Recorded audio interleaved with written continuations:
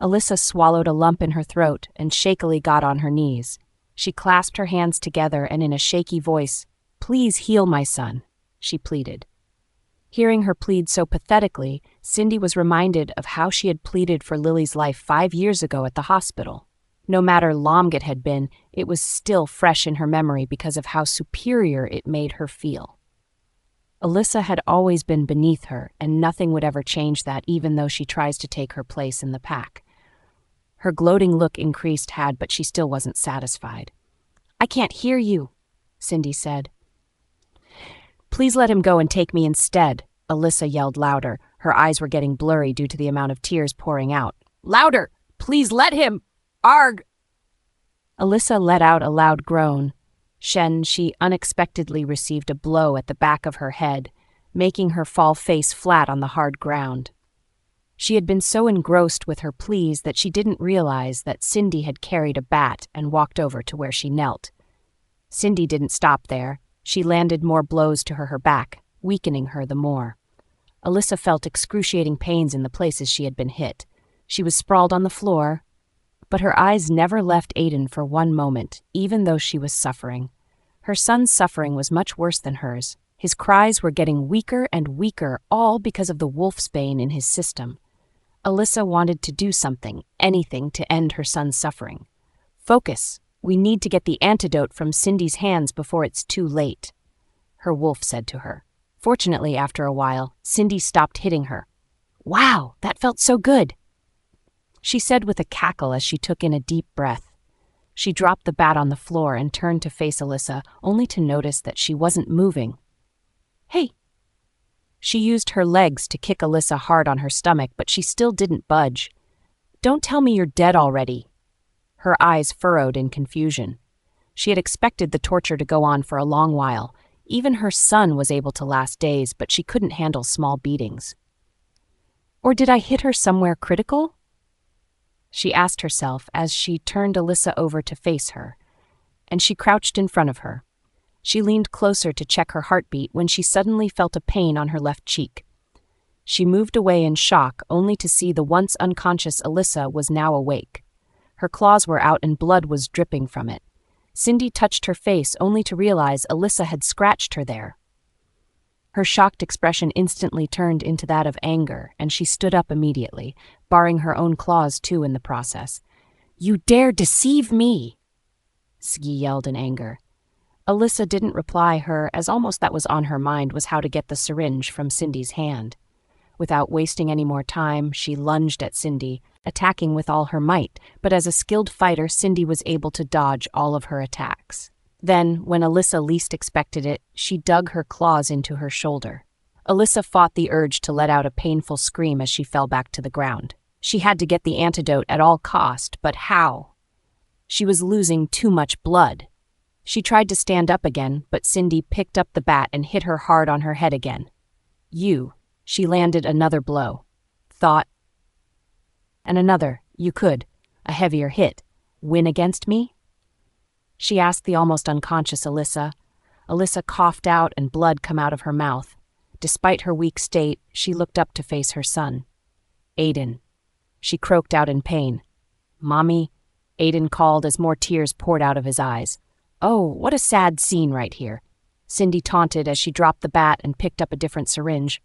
"Don't worry too much about your bastard because I plan to send you off with him," she said as she walked over to her.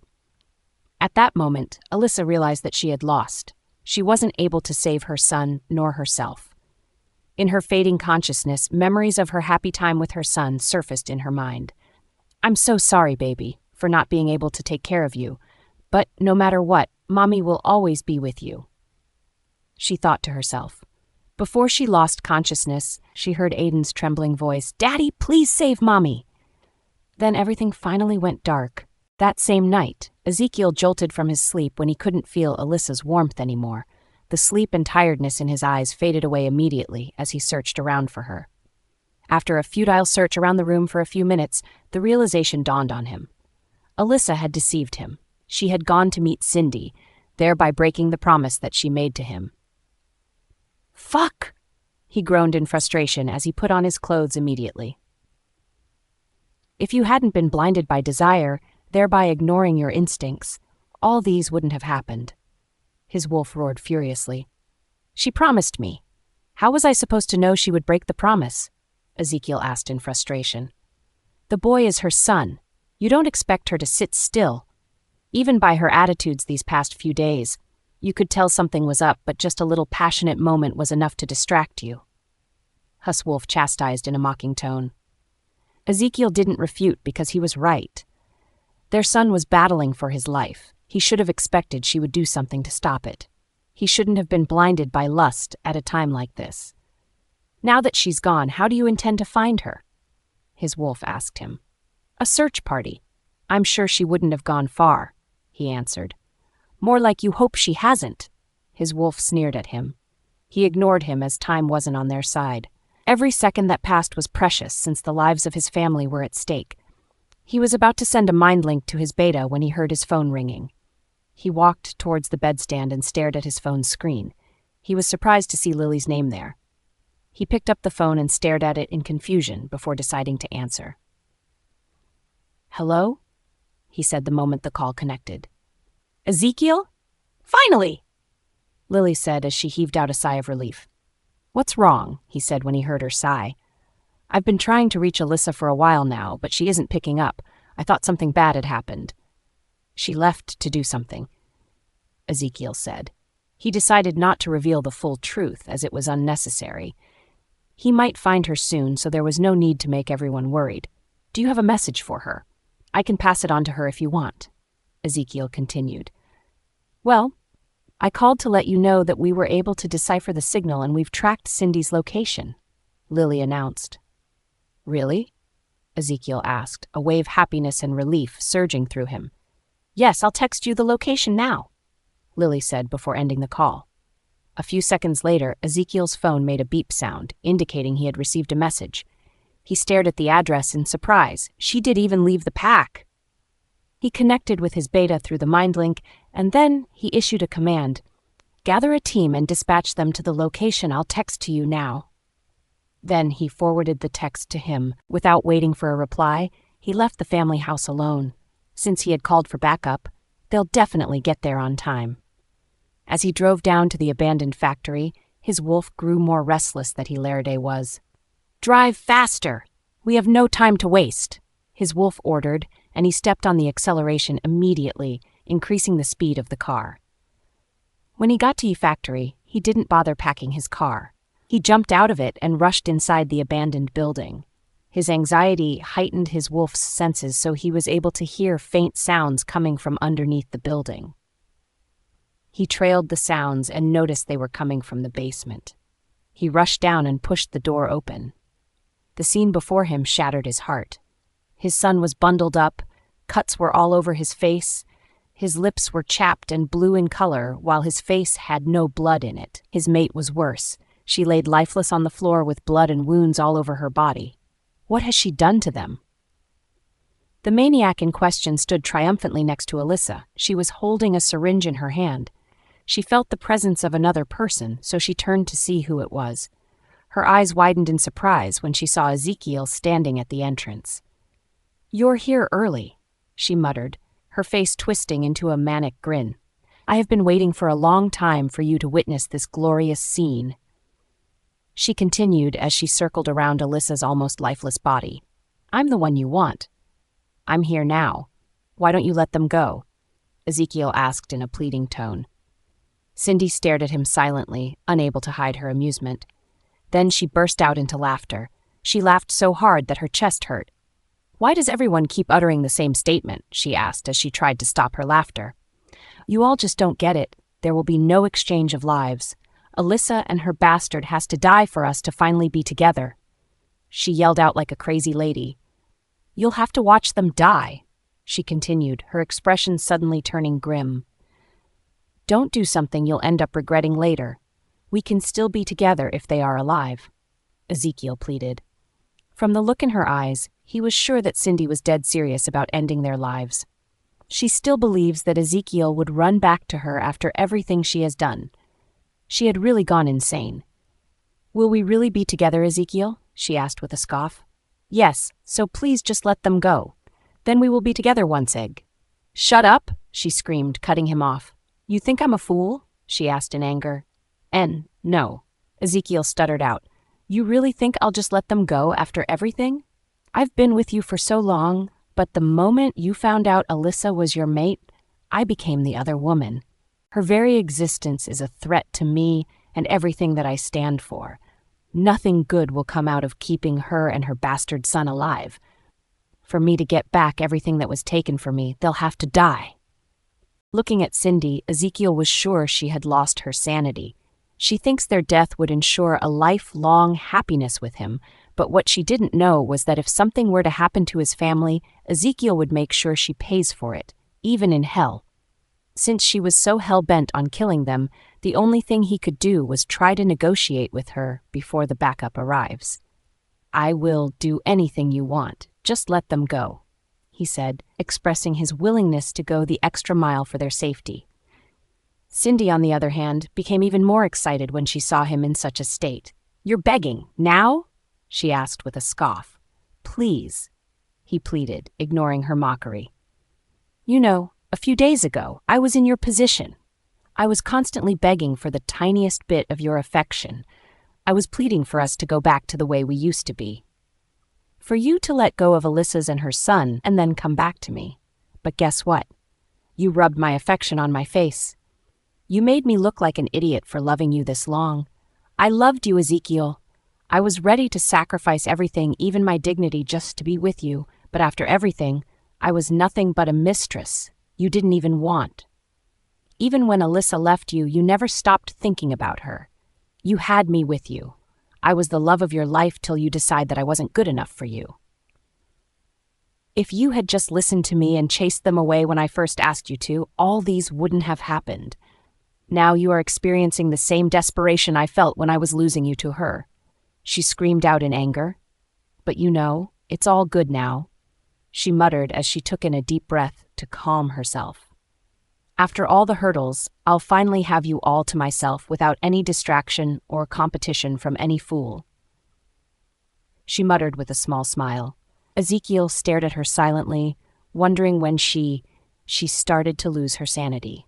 She had never been like this, more like he had never seen her like this. She had done a good job in hiding her true nature from him. That was the only reason he was able to fall in love with her in the first place. How could he have been so blind? He was stupid to be this blind to her. Everyone knew. Everyone except him. Ezekiel, baby, there's no need for you to wallow in regret, yet. The real drama hasn't even started, she said as she let out a snicker. You see your bastard right there. Ezekiel followed her gaze towards Aiden. I'm sure you can tell something isn't quite right with him. Now that she was mentioning it, Ezekiel could finally see how much he was suffering. A great amount of sweat had formed on his forehead. He's having a fever, even his body reactions. Then it dawned on Ezekiel. Why? You, he called out in horror. Yes, I injected him with wolfsbane, Cindy replied, a smirk dancing on her lips. Aiden, Ezekiel muttered in fear. He was too late. The toxin was already taking effects in his body. His fever is only the beginning of his pain. Once the toxin takes its full effects, he would slowly draw his last breath in great pain and agony, Cindy explained. No form of remorse in her eyes, even though she had just explained how she had planned to end a child. Just then, they heard a faint groan from Alyssa. She had woken up again. Cindy immediately turned her attention to her. Wow! You really held out till the end. I thought you won't wake up again, but since you have, you can watch your son take his final breath, she taunted happily. Ezekiel knew he couldn't wait any longer. Once Alyssa had fully regained consciousness, he was sure Cindy would subject her to more brutal torture. She didn't seem to be satisfied yet. Cindy had reached the peak of her madness, so he had to take a step before something bad were to happen. He had to subdue her and then find an antidote for Aiden before the toxin's effects gets worse. He was about to attack when he noticed a blinking light from a device on her hand. She was holding a detonator. How come he didn't see it in the first place? That means she has planted a bomb somewhere in the building. He couldn't risk it. If the bomb goes off, all will be lost. The family he was trying to save will die. We can't stop now. If you don't do anything, they will both still die, his wolf warned. But her attention is distracted as she's focused entirely on Alyssa. You have to take that as your chance, his wolf roared. Deciding to seize the opportunity, Ezekiel lunged forward and attacked with zero hesitation. Before she lost consciousness, she heard Aiden's trembling voice. Daddy, please save Mommy. Then, everything went dark. Alyssa! Alyssa heard someone call out to her. Wake up, Alyssa! That voice. Alyssa could recognize it even from a mile away. She didn't expect that her wolf would also survive such attack from Cindy. She felt weak, too weak to reply her wolf's calls. Even the pain she was feeling was unbearable. She wanted to wake up so bad because her son was suffering, but her body wouldn't listen. Cindy's attack had left her in a state she couldn't heal from easily. How could she have forgotten so soon that Cindy was a trained fighter? When Ezekiel was preparing to be an alpha, she underwent training with him too. That was how much she really wanted to he with him then. Who would have thought she would use the combat skills she acquired then on Alyssa now? Though Alyssa was strong, she had no training to be able to utilize her strength well. That was the reason Cindy was able to see her every move from a mile away and block all of her attacks. Also, she had someone to protect, so when fighting with Cindy, she was in a tensed state, and that only served as both a distraction and weakness to her, which gave Cindy the upper hand in their fight. Now she has lost the battle and her baby. There's nothing left for her anymore than to take her final breath. Well, it wouldn't take too long now, Alyssa thought with a sad smile. Just then she felt herself being pulled by a strong force. It wasn't physical, but she felt like she was being moved by something powerful. She opened her eyes and saw herself in an unfamiliar environment. There was no soul there, except for herself. Where am I? Alyssa asked herself as she stared around in confusion. This is a dreamscape. She heard the familiar voice of her wolf. She wasn't hearing her wolf's voice in her head as usual. It felt like her wolf was with her, in the flesh. That's right, I brought you to where I am. We are in your head, her wolf said, reading what she had just thought. She noticed the voice was coming from a particular place, a large mirror, so she walked towards it, with hopes to finally see her wolf's true identity. What she saw in the mirror baffled her. Her wolf's identity was one she never expected. Through the mirror, she was staring at her very own reflection. She had almost thought it was just her reflection, but the movements in the mirror didn't match hers, so it made her realize that it is indeed her wolf. What did you expect in the first place? Her wolf asked her. A different person, Alyssa answered as she stared at the mirror in awe. Have you forgotten that we are one? There's hardly any difference between us both. Her wolf explained, and she nodded in understanding. Why am I here? Am I dead? Alyssa asked as her chest heaved with fear. Though she had wanted everything to end, dying still scared her. There were a lot of things she hadn't fulfilled yet. A lot of years she had expected to spend with her son. Now they were nothing but mere thoughts. You are not dead, and neither is Aiden. Ezekiel arrived just in time, and now he is battling with Cindy, her wolf answered. Alyssa's heart leapt with joy upon hearing Aiden was still alive.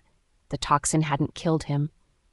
Now that Ezekiel was there, Aiden's safety was assured. I wouldn't really say that. Even though the toxin hasn't killed him yet, it's still in his body, and it wouldn't take long for it to fully eat him up completely, her wolf warned. Once again, fear erupted within Alyssa. They needed an antidote for him, but the only one close by is with Cindy. She doubts Cindy would give it up easily. How will they be able to save him in time? He can be healed without an antidote, her wolf uttered, making Alyssa turn towards her. What? How? Alyssa asked immediately. You, her wolf pointed at her. Me? Alyssa was beyond confused. Yes, after finding out about Melissa, I started getting memories of our ancestral home. It first started as blurry images, but now all of the memories has been fully restored. So how does that make me the antidote? The Northern Pack possesses a powerful purification ability which has been passed down from generations to generations, but it can only be found in the Alpha's bloodline. The purification ability is strong enough to counteract and remove all of the wolfsbane in Aiden's system, her wolf explained. So me being a descendant with the Alpha bloodline means... that you can also heal Aiden." Her wolf cut in. Alyssa had never felt so relieved in her entire life. Just when she thought all hope was lost, she realized she had the power. She was the key in ridding her son of the excruciating pain he might be feeling. "You have to wake up now, because there isn't enough time. Once the toxin gets to his heart, it would be too late to save him." Her wolf warned. "All right, but how do I wake up? This place is like a never-ending tunnel." Alyssa sobbed as she stared around. There was no doors or windows, just a brightly lit room with a mirror in it. "Come closer to the mirror," her wolf asked, and she moved forward. Just then she saw her wolf's hand come out of the mirror. "You'll have to inherit the tribe's memories first," her wolf said before pressing her thumb on Alyssa's head. The moment her thumb touched Alyssa's forehead, she felt a great force surge through her. Memories of her past and the wealth of knowledge from their pack were immediately passed on to her. She let out a deep breath after her wolf released her forehead. She had the power now, the key to save her family, so there was no need to waste any more time. She closed her eyes and let the darkness take over. When she reopened her eyes, she found herself in the basement with Cindy towering over her. Her eyes moved to Aiden, and she noticed how hard it was for him to keep his eyes open. The toxin was slowly getting to his heart. She had to save him now, or she will lose him forever. Deciding to seize the opportunity, Ezekiel lunged forward and attacked with zero hesitation. But he never expected she would see through him fast, even though she was distracted by Alyssa being conscious. Before he could land a blow, she quickly moved out of the way, making him miss. He was quick to regain from the shock and was ready to attack again, but she just stared back at him, her head cocked to the side. "Did you really think you could sneak up on me?" she asked, unable to hide her amusement. Ezekiel didn't reply her because the more time he was wasting, the more Alyssa and Aiden were getting closer to drawing their last breaths. His eyes moved to the detonator in her hand. He had to get it away from her at all cost. Cindy's eyes followed his gaze. She laughed out when she saw what he was staring at. "I'm sure you know what this is," she muttered as she waved the device at his face. "One button and the whole building will go kaboom," she uttered as she moved her thumb to the large button. "Do you want your family to die, Ezekiel?" she asked when she noticed he didn't look fazed by her threat. "Even though they don't die by the explosion, you'll still find a way to end them," Ezekiel replied. "Wow, when did you become this smart? Your eyes are finally open to see things for what they truly are." Cindy's mocking words were followed by a manic laughter. "You're right, though. There's nothing that will make them leave this place alive. Not even you," she said. "Well, I'm willing to take my chances," Ezekiel said and lunged at her. This time he was able to land a blow on her, tearing her shoulder with his elongated claws in the process. Cindy let out a piercing scream as she stared at the blood oozing from her shoulder. She then moved her eyes back to Ezekiel. A dark look had taken over the amused one she initially had on. She realized that Ezekiel was indeed willing to do anything to save his family, even if it meant killing her in the process. So she decided not to back down. If he wanted a fight, she would give it to him. She ignored the intense pain she was feeling on her wound and focused solely on Ezekiel, a murderous intent in her eyes. When he attempted to land a second blow, she dodged it and tried to do the same to him, but he was faster. He tried again and again, but he wasn't able to get her. The way she reacted to Ezekiel's attacks were faster than he had anticipated. It felt like she always knew his next mode of attack, so she was able to dodge it with ease. He had to admit, Cindy was an excellent fighter. She had always been this way since they were young. They trained together every single day, so she was easily able to tell his next move. What she didn't expect was that he would also be able to read hers, too. So whenever he attacked and she dodged, before she could regain her composure, he would attack again, making her unable to dodge the second time. She hadn't been able to land a blow on him, but he had already landed plenty, and she still wasn't down like he had expected. She fought him like a great beast, ignoring all of the injuries he had already inflicted on her. Her face and body were scratched by Ezekiel's long claws with thick layers of blood oozing out of the wounds, but she didn't relent, nor did she seem fazed. Their fierce struggle continued, but Ezekiel was still cautious with the way he attacked. She was holding a detonator, so one mistake could end everything. Just then, he received a mind link from his beta. "We are already at the factory," Simon announced. The mind link distracted Ezekiel for a moment, so Cindy decided to take advantage of it. She tried to use her claws on him, but he easily caught it like he had been expecting her to do it. He held her hand down and sent a mind link back to his beta. "We are in the basement. Take action when the opportunity arises," he ordered. For his beta to have the perfect chance at saving his family, Ezekiel knew he had to keep Cindy's attention solely on him. Her distraction would help Simon take them away without her noticing and blowing up the building. However, he didn't expect Cindy to see he was also distracted by his mind link with his beta. So when she attacked his again, he wasn't fast enough to block it. She used all of her might to struggle out of his hold and slashed him viciously on his chest, causing a deep wound to appear in the process. Seeing the blood oozing out of his chest, Cindy laughed out. She enjoyed seeing him in great pain despite claiming to love him. His affection for his family had broken her beyond repair, so if he was willing to kill her for their sake, she was also willing to end him for hers. She didn't stop there.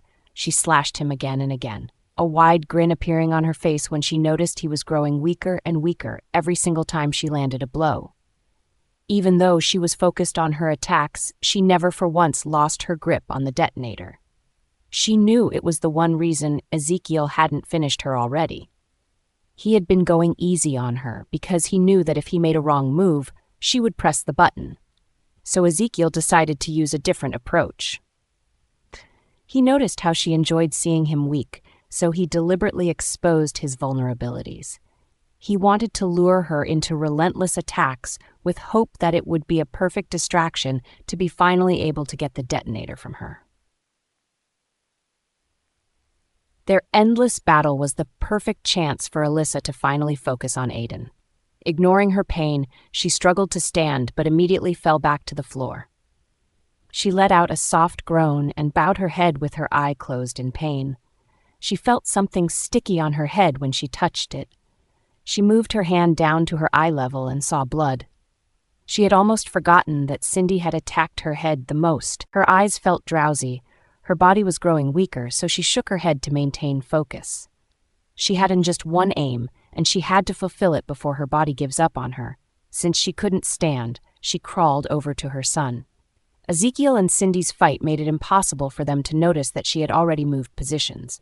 "Aiden," she croaked out sadly as she lifted her son's head up. "Mommy?" He called out in surprise as his drowsy eyes fluttered open.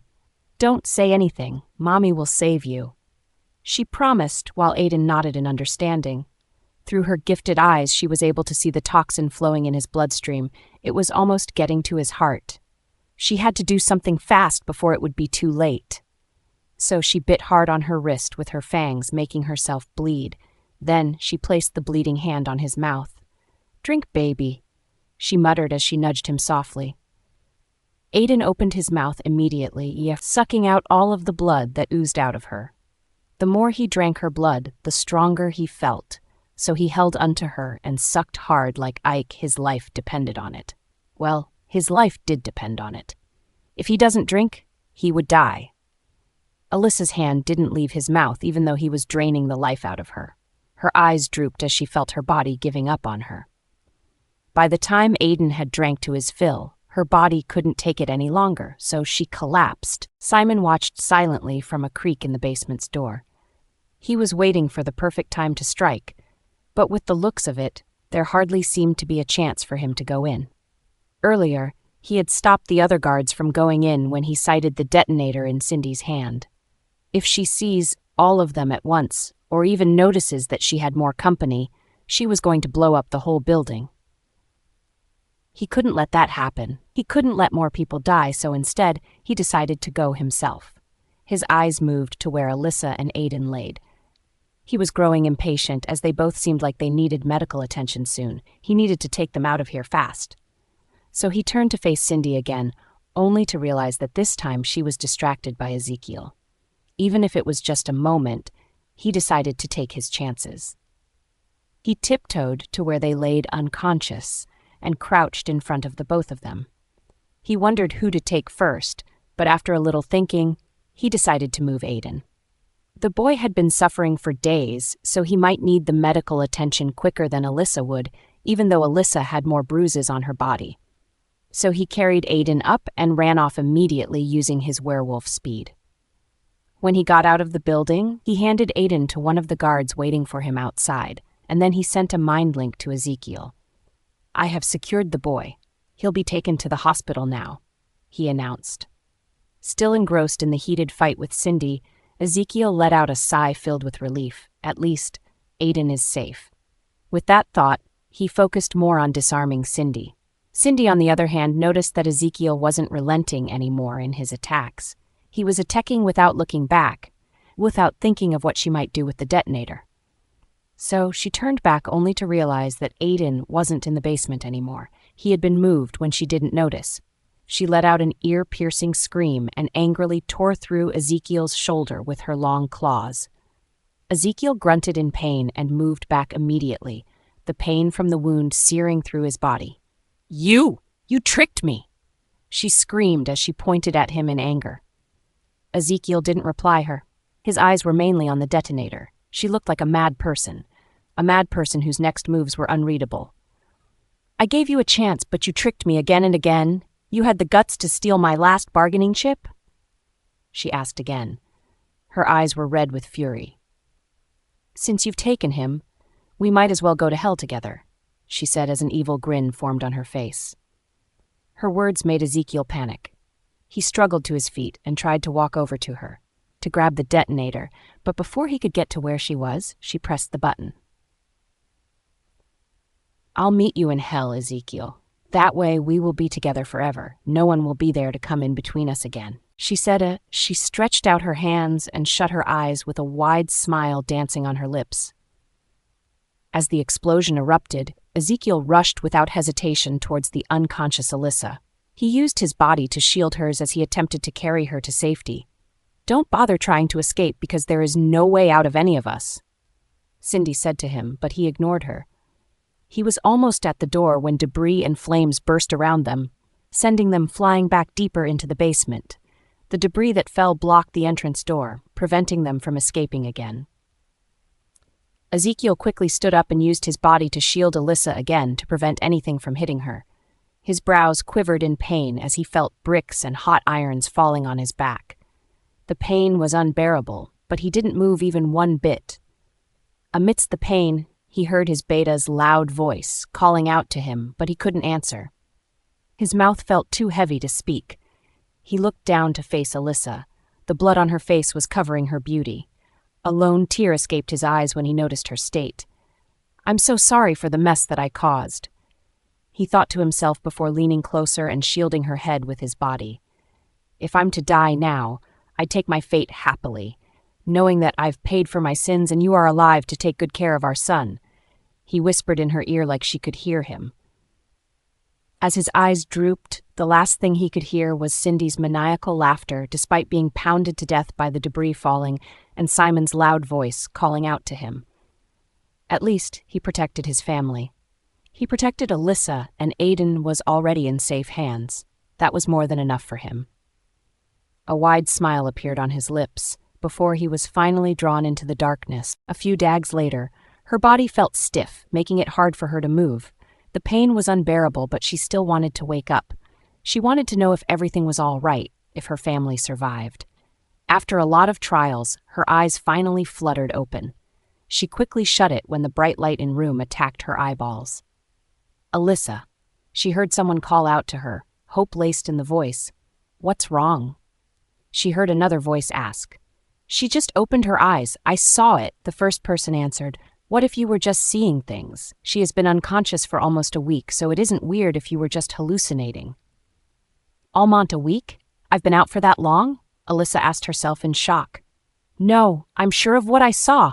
Alyssa opened her eyes just now," the woman said forcefully. "Wait, isn't that Mom's voice? All right then, if you say so." The other lady surrendered. "And Lily, but what about Aiden and Ezekiel?" Alyssa asked herself. She had to wake up now to ask if they knew anything about them, so she opened her eyes again. this time slowly so the light in the room wouldn't affect her eyes again. "Alyssa?" She heard a voice call out to her. It was Melissa. "You're awake!" "She's really awake!" Lily screamed out as she rushed to Alyssa's side. "Mom, Lily," she called out as a small smile appeared on her face. "Oh my God," Melissa's muttered as tears poured out of her eyes. "Why are you crying?" Alyssa asked in both surprise and worry. She was expecting happy looks on both of their faces. It made her fear that something was wrong. "Don't mind me." Melissa sniffed to stop her tears. "These are just tears of joy," she added as she wiped her tears. "Oh." Alyssa let out a sigh of relief. "That means there's no issue then. Why did you confront that maniac on your own? What if something bad had happened?" Lily berated in anger. "I'm sorry, I just wanted to get Aiden out of her hands." Alyssa explained. "I know, but you should have taken someone with you. What if your injuries were worse than this, or what if you died?" "Hush now, she's fine. There's no need to mention death here, it can bring bad luck." Melissa reprimanded, earning a small chuckle from Alyssa. If they are able to take so happily, it means everyone's okay, but she still had to make sure. "So, what about Aiden? I don't see him anywhere." Alyssa asked as she glanced around the hospital's room, but there was no sign of him. "He left to get you your favorite drink. He says you'd wake up today, so he has to get it before you do," Melissa explained.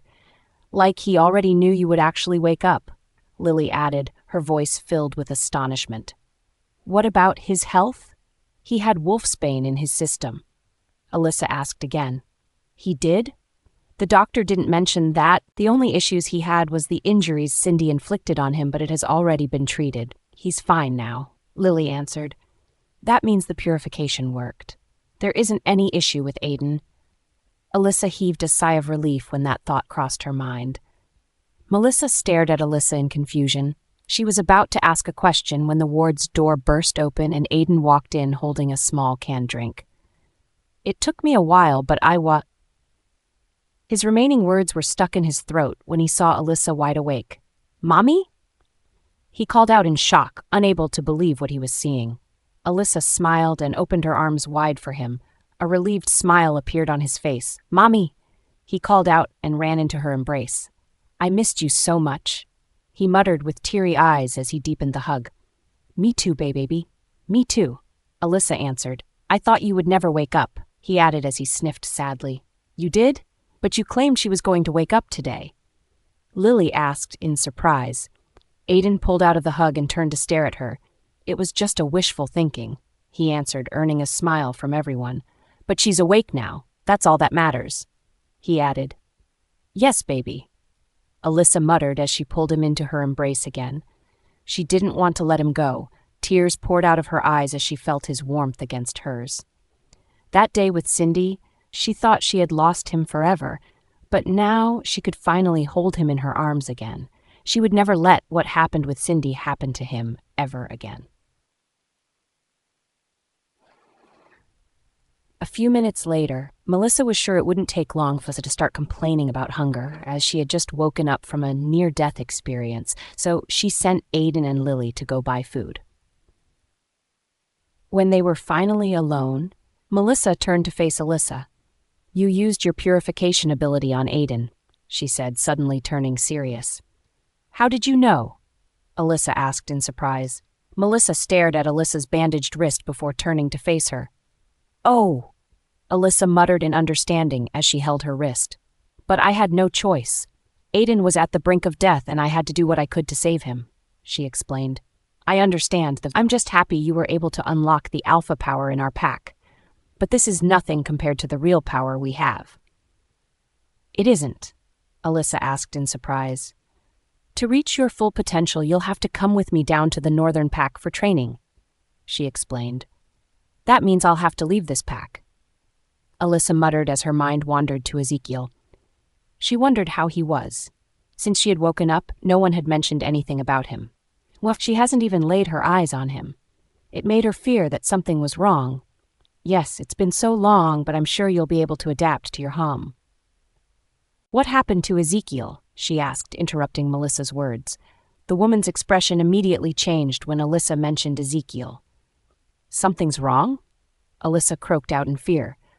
"Why do you think you're alive and well even after the building exploded?" she asked Alyssa. "The building exploded? That means—" Her heart skipped a beat as she imagined the worst-case scenario. "Don't worry, he isn't dead," Melissa assured, earning a relieved sigh from Alyssa. "But all isn't well with him?" she still asked. "The impact of the explosion was severe. He has a lot of bruises and the doctor are unsure if he'll ever wake up," Melissa answered. Alyssa felt her heart tighten again as she was suddenly plunged into an abyss of ice. He isn't dead, but they weren't sure if he would ever live again. Why? Why is she always in situations like this? Just when she thinks all is fine, another bigger issue shows up. Why can't she be happy for once? She doesn't know how she would survive if Ezekiel isn't by her side. She couldn't live without him. She couldn't raise their child without him. He had to wake up, not just for his sake, but also for hers and Aiden's. Melissa couldn't help but notice the sadness and pain in Alyssa's eyes when she broke the news to her. She looked like she would slump at any moment. Her attitude towards Ezekiel had really changed from when Melissa first arrived at the pack house. She cared about him now. She loved him even after everything. Melissa sighed in defeat. She didn't want to do this at first because of what Alyssa told her she passed through at Ezekiel's and his family's hands. She was hoping he would go peaceful, but seeing the look in Alyssa's eyes, she was sure she wouldn't be able to survive without Ezekiel. Even Aiden would be pained if his father were to die. Despite what the harm he had caused them, they still forgave him. Well, he had already atoned for his sins in the worst way possible, and he even protected Alyssa during the explosion at the expense of his own life. There was no reason for her to hide it anymore. "Alyssa?" she called out as she took one of Alyssa's hand in hers. Alyssa turned her head to face her. Her eyes were red and glossy like she was about to cry any moment. "What if he dies? What if I'm not able to see him again?" Alyssa asked, her lips quivering. "He won't," Melissa assured. "You don't know that. Even the pack's doctors can't save him now. How will he able to survive this?" she asked again. This time a tear escaped her eyes. Melissa sighed and wiped the tear away from her cheek, then she palmed her face. "I can save him," she said. "Huh?" Alyssa's expression immediately switched to surprise. "I can't heal him fully, but I can help him past the critical stage." "How?" Alyssa asked again. Melissa moved her eyes down and stared at the necklace Alyssa was putting on. It was the same necklace that helped her realize Alyssa's true identity. "With this," she answered as she removed it from Alyssa's neck. "What's a mere necklace going to do at a time like this? You should know by now that nothing in the Northern Pack can be described simply as mere," Melissa muttered as she stood up from where she sat. "Come with me," she ordered, and Alyssa stood up from the bed immediately. She followed behind Melissa as she walked out of the ward, down the hallway, and into a private ward. There, she saw Ezekiel. Alyssa slapped her hands over her mouth to cover up a sob that was threatening to burst out. The once agile and smart-looking Ezekiel was depending on a life support machine to keep going. His whole body was charred and the unburnt parts had been bandaged from head to toe. Even his head wasn't left out. Alyssa walked further into the ward and sat on the seat close to his bed. She lifted up her hand and shakily touched his pale face. "How could this happen to you?" she asked as she massaged his face carefully. Her heart was threatening to burst out of her chest. Her eyes were getting blurry because of the amount of tears she was holding back, so she wiped them off. She turned to face Melissa with a pleading look on her face. "Please save him. Whatever it is that you can do, please do it. I can't let him remain like this." She clasped her hands together as she pleaded with her. Melissa didn't reply. Instead, she placed the necklace on Ezekiel's bare chest. The moment an object came in contact with Ezekiel's skin, it glowed. "What's happening?" Alyssa asked in surprise as she stood from the chair. "That necklace is a sacred artifact from our pack. It has the power to heal anyone, even if they are at the brink of death," Melissa explained. "You gave something this important to me. Worse, when I was still a kid?" Shock was an understatement to explain what Alyssa felt at that moment. "Why not? It's the pack's emblem, and it was supposed to be passed from generations to generations. Besides, the necklace helped me find you," Melissa answered with a small smile. Alyssa touched her neck as she was deep in thoughts. Who knew she had such power with her? Melissa's presence keeps unlocking secrets she never knew exists in this world. It made her wonder if the Northern Pack was really that powerful. See? Melissa's voice interrupted her reverie. She looked up only to see Ezekiel's complexion had improved. His once pale face had more blood in it, and his lips weren't blue in color anymore. Did it work? Alyssa asked. Why don't you see for yourself? Melissa answered as she motioned to her to go to where he was. Alyssa sat back on the chair. She took in a deep breath and gently removed the bandage wrapped around his chest. Her heart leapt into her throat when she couldn't find a single wound there. She quickly removed the remaining bandages, and it was the same thing. His body was spotless. Even the burns on his skin had disappeared. If his injuries are gone, why isn't he awake? Alyssa asked as she turned to face Melissa. Like I told you earlier, the necklace only helps in taking him out of the critical stage. Whether he wakes up or not, it's up to him now. Melissa answered as she took the necklace lying on Ezekiel's chest and put it back around Alyssa's neck. Alyssa turned to face Ezekiel with tears in her eyes, happy tears. It didn't matter if he still hasn't woken up. All that matters is that he isn't on his deathbed anymore. And collapsed onto his chest and sobbed harder. These past few days only helped her realize that no matter the obstacles that comes their way, she would never stop loving Ezekiel. Instead, her love for him only increases. 2 days later. 2 days had passed, but Ezekiel still hadn't woken up. The doctors attending to Ezekiel had done series of checkups, and they claimed a miracle had happened to Ezekiel. They were surprised to see he had passed the critical stage, and his injuries that were once severe had somehow vanished, even when his werewolf was also too weak to heal him.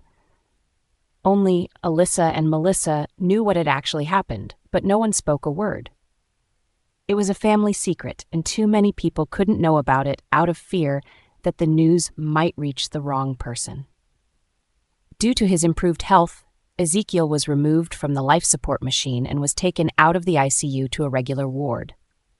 Alyssa chose to take care of Ezekiel herself, despite Simon assuring her that professional caregivers were available every hour of every day to give him the care he needs.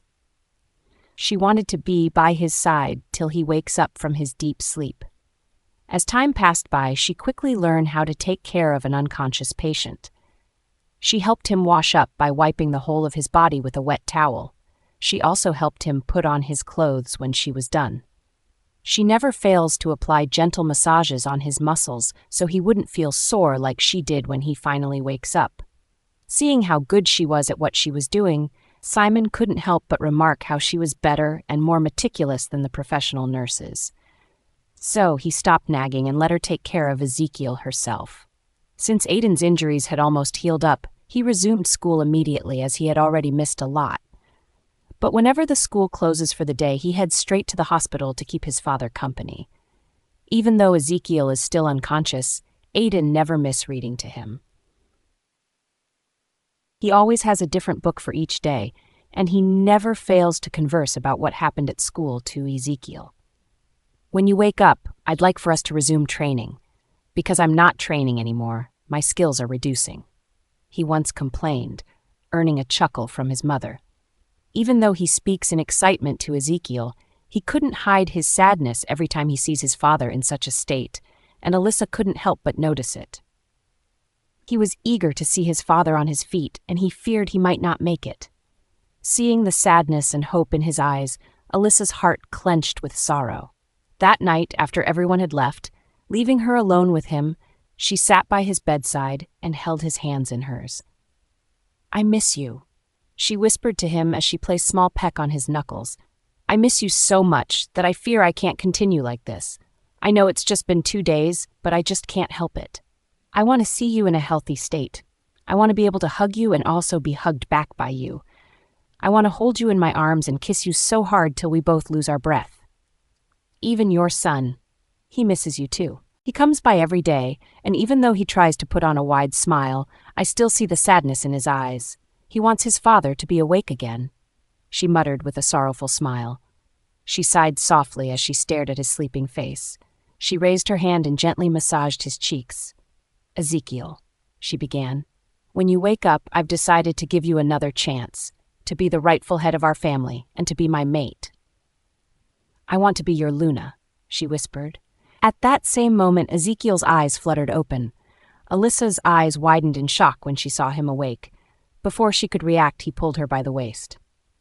A small yelp escaped her mouth when she landed on his broad chest. He placed his hand at the back of her head and pressed her lips onto his, engaging her in a deep and passionate kiss. Alyssa shut her eyes as she moved her lips against his. It's been a while since she last did this, and she'd almost forgotten about how good he felt. Her insides bubbled with joy when she realized that the love of her life was finally awake. Ezekiel found himself in an unfamiliar place. There was nothing to be found, just an endless darkness. Am I dead? Ezekiel asked, but there was no one to give him an answer. He couldn't even feel his wolf's presence. It made him wonder if the explosion was that severe that it made his wolf too weak to answer. Or maybe his wolf had died. He thought about his family, his mate and his son. Are they alive and well? If he was dead, would they miss him? Would they cry for him? He had so many unanswered questions in his head. But one thing was for sure, he wanted to see his family again. Even though he was dead, since he knew there was no way he could have survived the explosion, he was hoping he would see them one last time.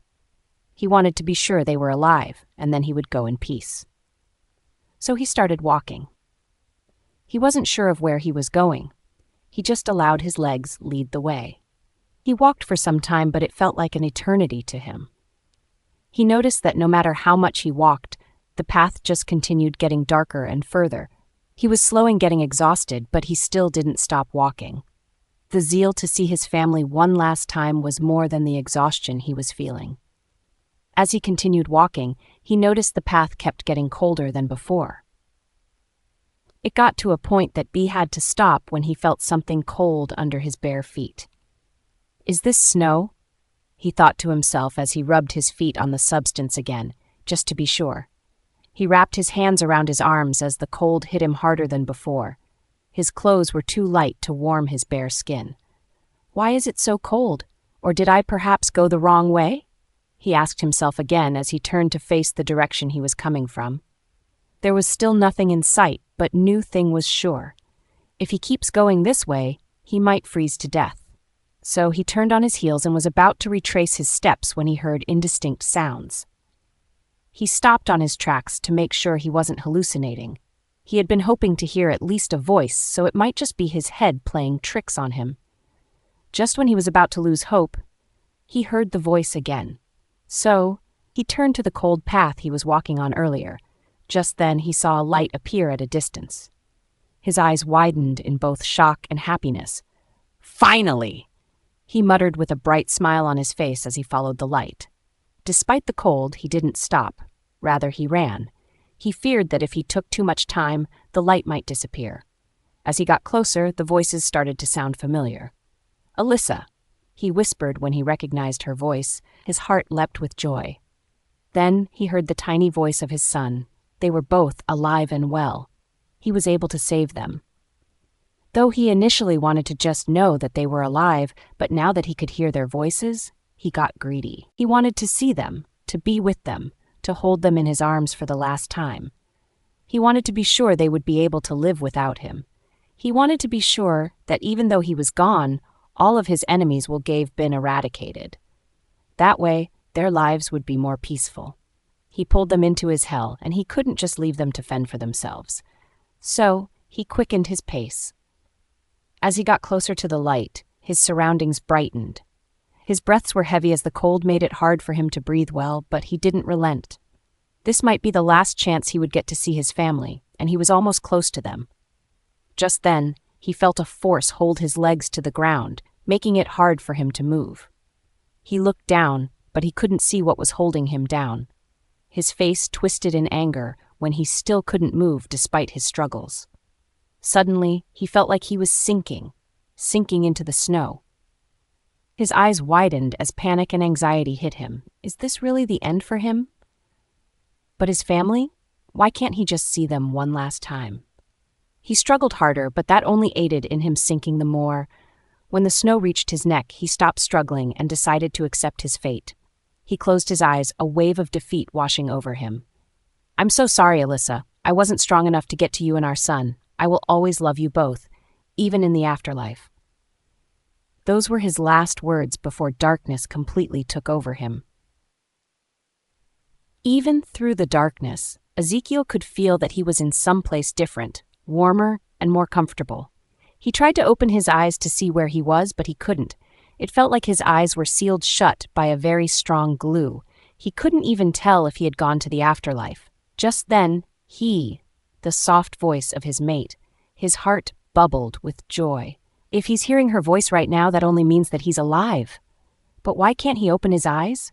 He badly wanted to see her. He wanted to see if she was actually okay.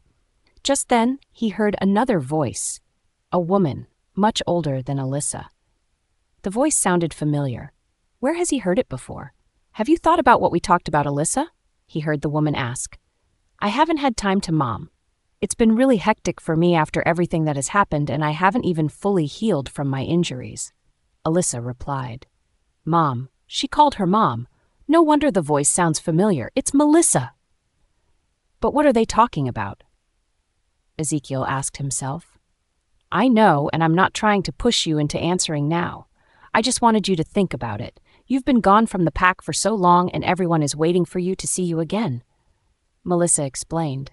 Wait, is she trying to convince Alyssa to leave with her? Because he isn't awake to make her stay? Ezekiel thought as he tried harder to open his eyes, but his efforts were futile. "I can't leave Ezekiel like this. He's in this position because of me, so leaving him would only make me feel more guilty than I already am," Alyssa answered. Ezekiel stopped struggling to wake up the moment he heard her words. That means if he was awake, she would have left him without thinking twice. Pain stabbed through his chest as the realization dawned on him. She didn't love him anymore. Rather, all she felt for him were guilt and pity. If that is her decision, then he would rather remain unconscious forever, as long as it would make he stay by his side. Her mere presence was enough for him. As he pretended to be unconscious, he felt her take care of him every single time. She wiped his body, dressed him, and even massaged him all over like she knew he was feeling sore from lying down all day. It was so hard for him to keep faking being unconscious, as Alyssa's scent was all over him. He had the urge to wake up and just grab her into his arms, but he held himself back. He couldn't ruin his plans. "You're pathetic," he heard all of a sudden. The voice came from within this time. It was his wolf! He was alive! "You're alive! I thought I lost you!" Ezekiel exclaimed. "Why? Were you happy that I wasn't around to nag you? Have you forgotten already that I'm stuck with you for life?" His wolf asked with a scoff. Ezekiel only let out a small chuckle. He was happy his wolf was back. His time at that dark place was enough to let him know he couldn't do without his wolf. He missed his constant nagging and insults. "You're still lazy as always. When will you wake up?" his wolf asked. "I'm not being lazy. If I wake up now, then Alyssa will leave me. My act is the only thing keeping her here with us," Ezekiel explained. His wolf didn't argue like he used to, which means he agreed with Ezekiel. He also couldn't bear to lose their mate again, otherwise he wouldn't have blocked its bond with Alyssa's wolf, thereby making them oblivious to the fact that they were already awake. Just then he felt a warm hand in his. His heart skipped a beat when he realized it was Alyssa's.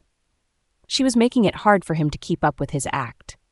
"Ezekiel," she began, "when you wake up, I've decided to give you another chance, to be the rightful head of our family and to be my mate." "I want to be your Luna," she whispered. Wait, that means she wasn't leaving him like he had thought. Like his body was in agreement, his eyes snapped open without him having to try so hard. He could see the shock and happiness in her eyes when he stared at her. Before she could say anything, he pulled her by the waist and pressed her lips on his. A low growl escaped his chest when he felt her plump and warm lips against his. He had missed her so much. He held her head and pressed her body closer to his till there wasn't any space between them again. He kissed her so hard till their lips went numb. When it got so hard for them to breathe, he pulled away. He stared at her face. Her glossy eyes reminded him of how much he had longed for this moment. Their gaze met, and had he saw the love he had once feared was gone. He couldn't wait anymore. He had her now, and nothing was going to come in between them anymore. He rolled her over, laying on top of her and pinning her beneath him.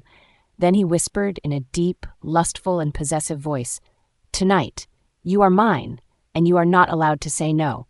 The next day, when Aiden found out that his father was finally awake, happiness was an understatement of the emotions he felt. Seeing his father sitting up and resting on the large pillows, instead of struggling for his life like he was doing just a few days ago, it brought tears to the poor boy's eyes. "Dad," he called out as he sniffed back the snot threatening to escape his nose. Ezekiel's eyes widened when he heard what Aiden called him. "Did you just call me Dad?" he asked, still unable to believe what he had just heard. Aiden nodded his answer. Ezekiel didn't know when he stood up from the bed and swooped Aiden in his arms. He hugged him so tight like he would lose him if he were to let go. After months of trying so hard to win his son's love, he finally called him Dad, without him having to beg him. It was like a dream come true for Ezekiel. He held onto him tightly as tears poured out of his eyes like a huge waterfall. "Dad," Aiden called, as he slowly lifted up Ezekiel's head with his small hand so their gaze would match. "Why are you crying?" Aiden asked, as he helped him wipe the tears from his face. "Are you hurt?" he asked again, staring around Ezekiel's body to see if he still had any injury that was hurting him to the extent that it was making him cry. "No, I'm not hurt," Ezekiel assured. "You sure? 'Cause you look like you're in pain," Aiden said as he glanced over Ezekiel's body again in worry. "I'm sure. I'm just too happy that you're safe and sound," he muttered, a wide smile appearing on his face. Aiden smiled back at him as he cupped Ezekiel's face with his small hand. "Me too. I'm so glad you're finally awake, Dad." Ezekiel's smile widened when he heard Aiden call him Dad again. No matter how extreme the hurdles he and his family had passed, he was glad that they were finally together as one. His life had been so dull when Alyssa left him. Nothing made sense to him, not even work or the alpha duties he had thought would make him feel fulfilled. Nothing beats being loved by your family. Aiden and Alyssa's presence in his life made him realize one thing. No matter what happens, he couldn't risk losing them again.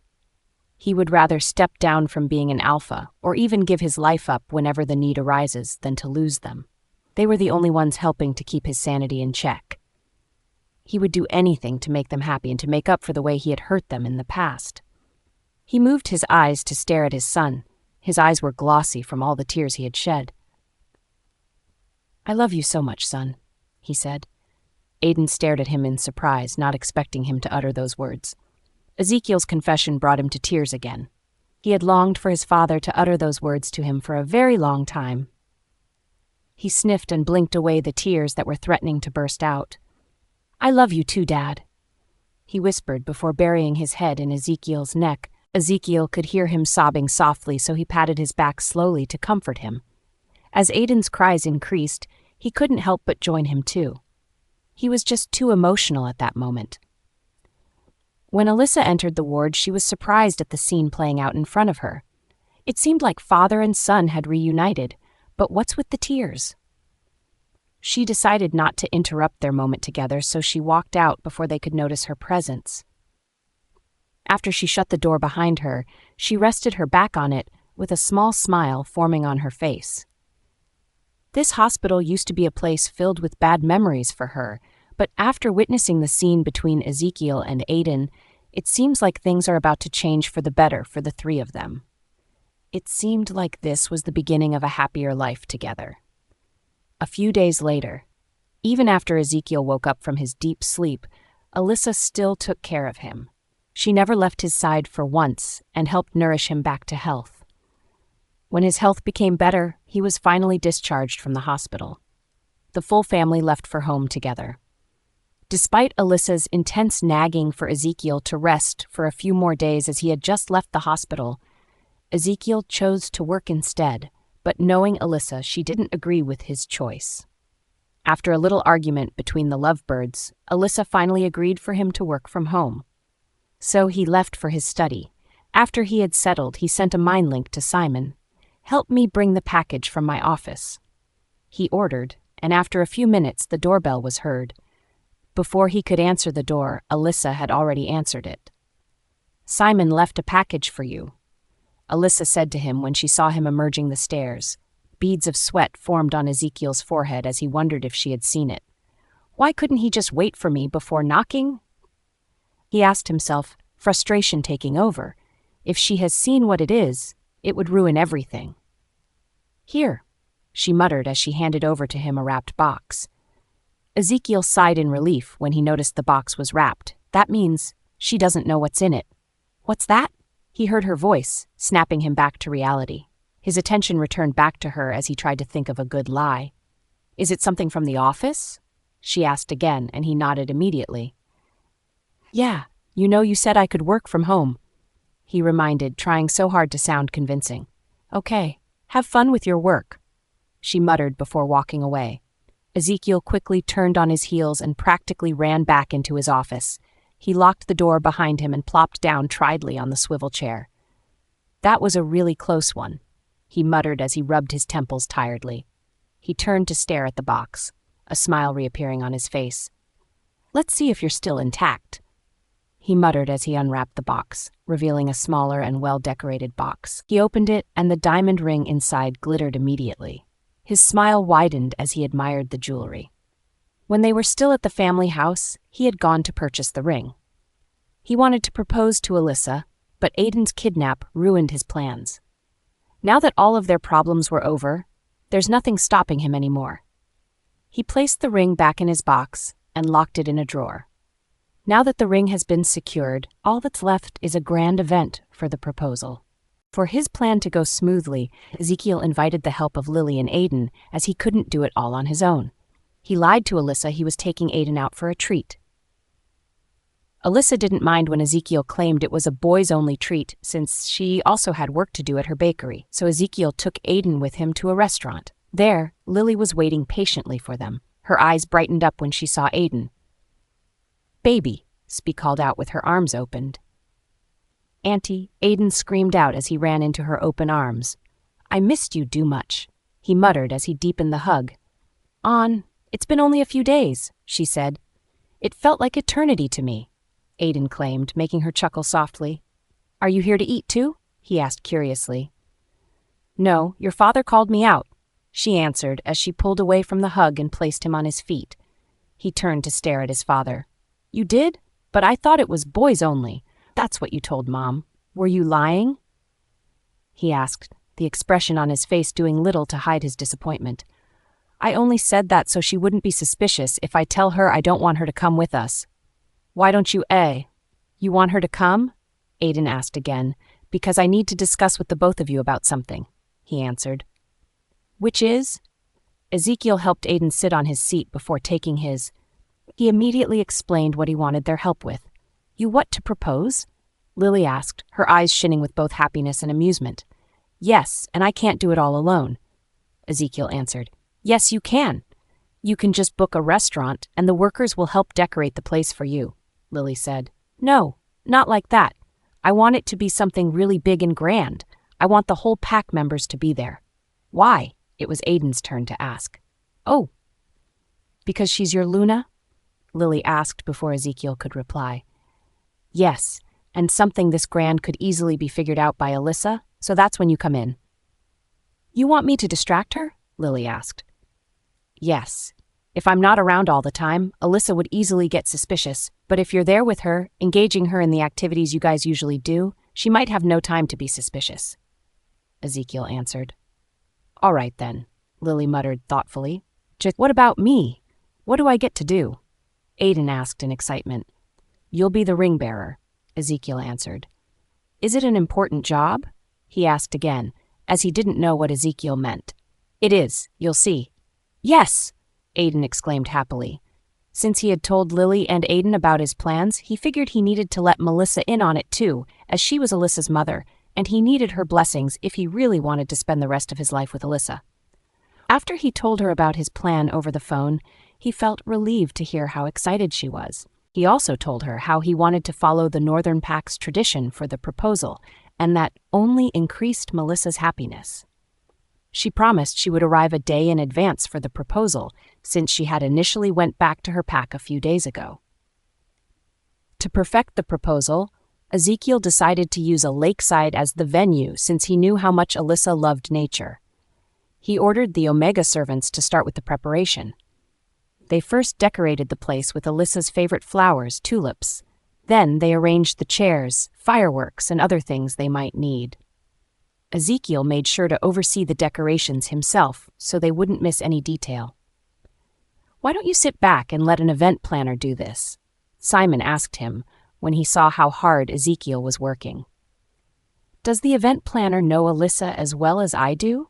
Ezekiel asked back. "You could just give them the details and they'll—" "I want this to be perfect, so I have to do it myself," Ezekiel explained, cutting Simon's words off. "You're really putting in too much effort." Simon couldn't help but marvel. "There's nothing like too much effort when it comes to Alyssa. Don't worry, when you find someone you truly love, you'll do the same, even worse," Ezekiel answered. Simon let out a reluctant smile as he didn't want to argue with Ezekiel anymore. "Well, the Omegas are done with the decorations. Do you want to inspect it?" he asked. "Sure," Ezekiel replied, so Simon led the way. After a thorough inspection, Ezekiel was satisfied with what he was seeing. Alyssa would really love it. He was about to leave when he suddenly received a text from Lily. "Alyssa is here," it read. Ezekiel felt his heart take a leap when he saw the message. How come she's here at this time? The proposal isn't supposed to start till a few hours later. He wasn't even fully done with the preparations yet.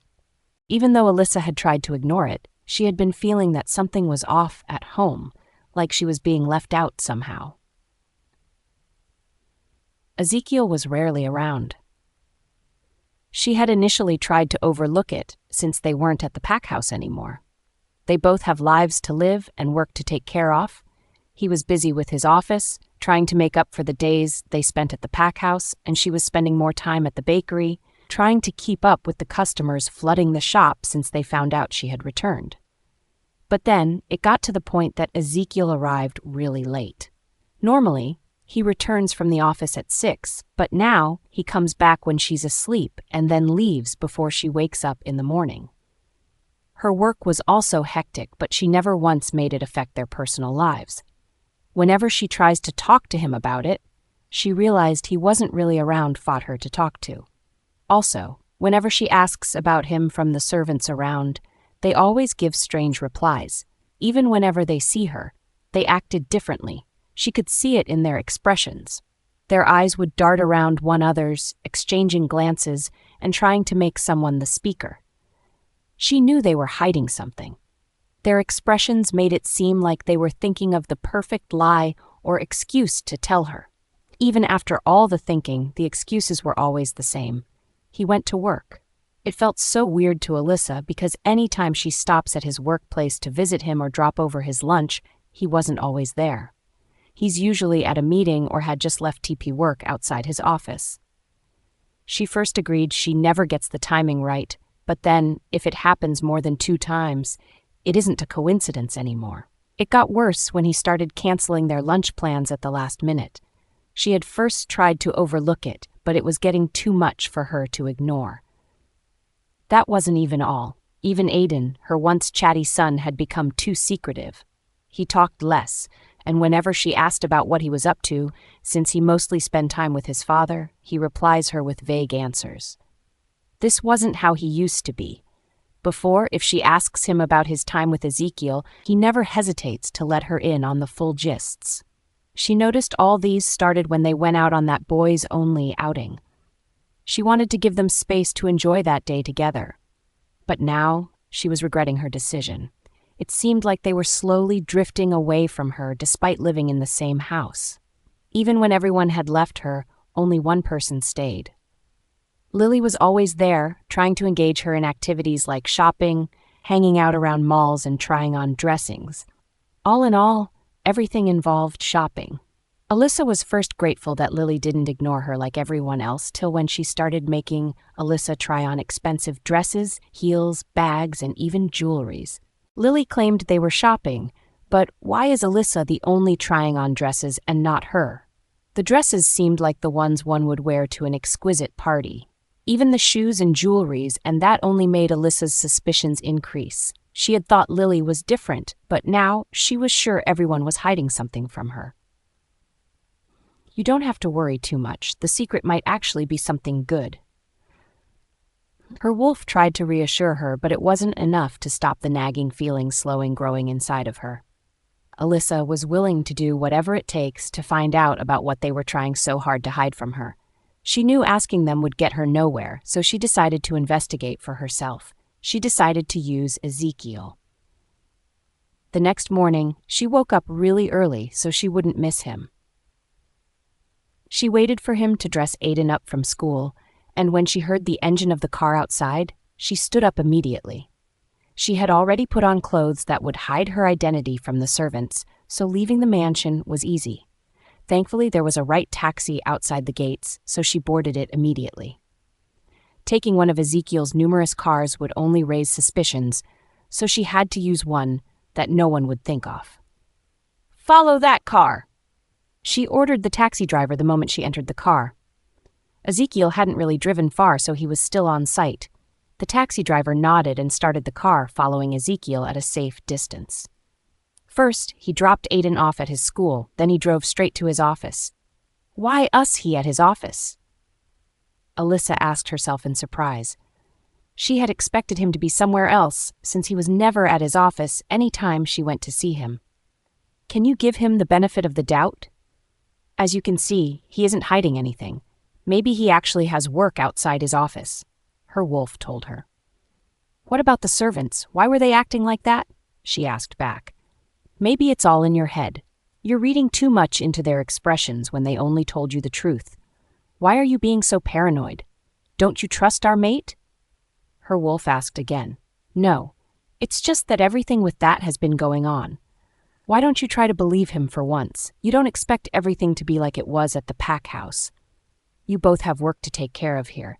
At least he still takes Aiden to school even though he's busy. Alyssa then realized that her wolf's words made sense. She was already feeling bad that she had misunderstood him when she saw him come out of the huge building.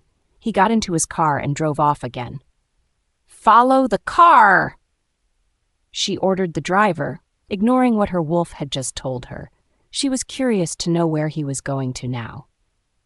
After driving for about an hour, his car stopped in front of a gate. When the security men at the gate saw him, they opened up immediately. Stop here, Alyssa told the driver, and he stopped the engine. She paid him and then got out of the car. She checked the time on her phone and saw it was 1:00 a.m. in the morning. What's Ezekiel doing here at this time of the day? She asked herself as she stared calmly at the gate. It didn't seem like he was here for work since Simon and his personal assistant aren't even with him. Just then, she heard her name being called from behind. Alyssa? When she turned, she saw Lily getting out of her car. What are you doing here? Lily asked. She couldn't miss the surprise and anxiety in her voice. Like she had suspected, she was indeed hiding something, so she raised her chin, her hands folded under her boobs. I could ask you the same question, Lily. What are you doing here? She asked back. Ezekiel felt his heart take a leap when he saw the message. How come she's here at this time? The proposal isn't supposed to start till a few hours later. He wasn't even fully done with the preparations yet. Also, he had planned to propose under the moonlight so that the fireworks would be more visible. He knew how much she loved fireworks. But now everything is out of order. Her presence at the retreat might ruin his plans. What do I do? He asked himself as he rubbed his temples in frustration. There's no need to worry. She hasn't seen the surprise yet.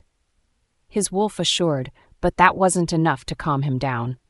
She was right at the gate, and knowing Alyssa, she won't leave till she does what she came here for.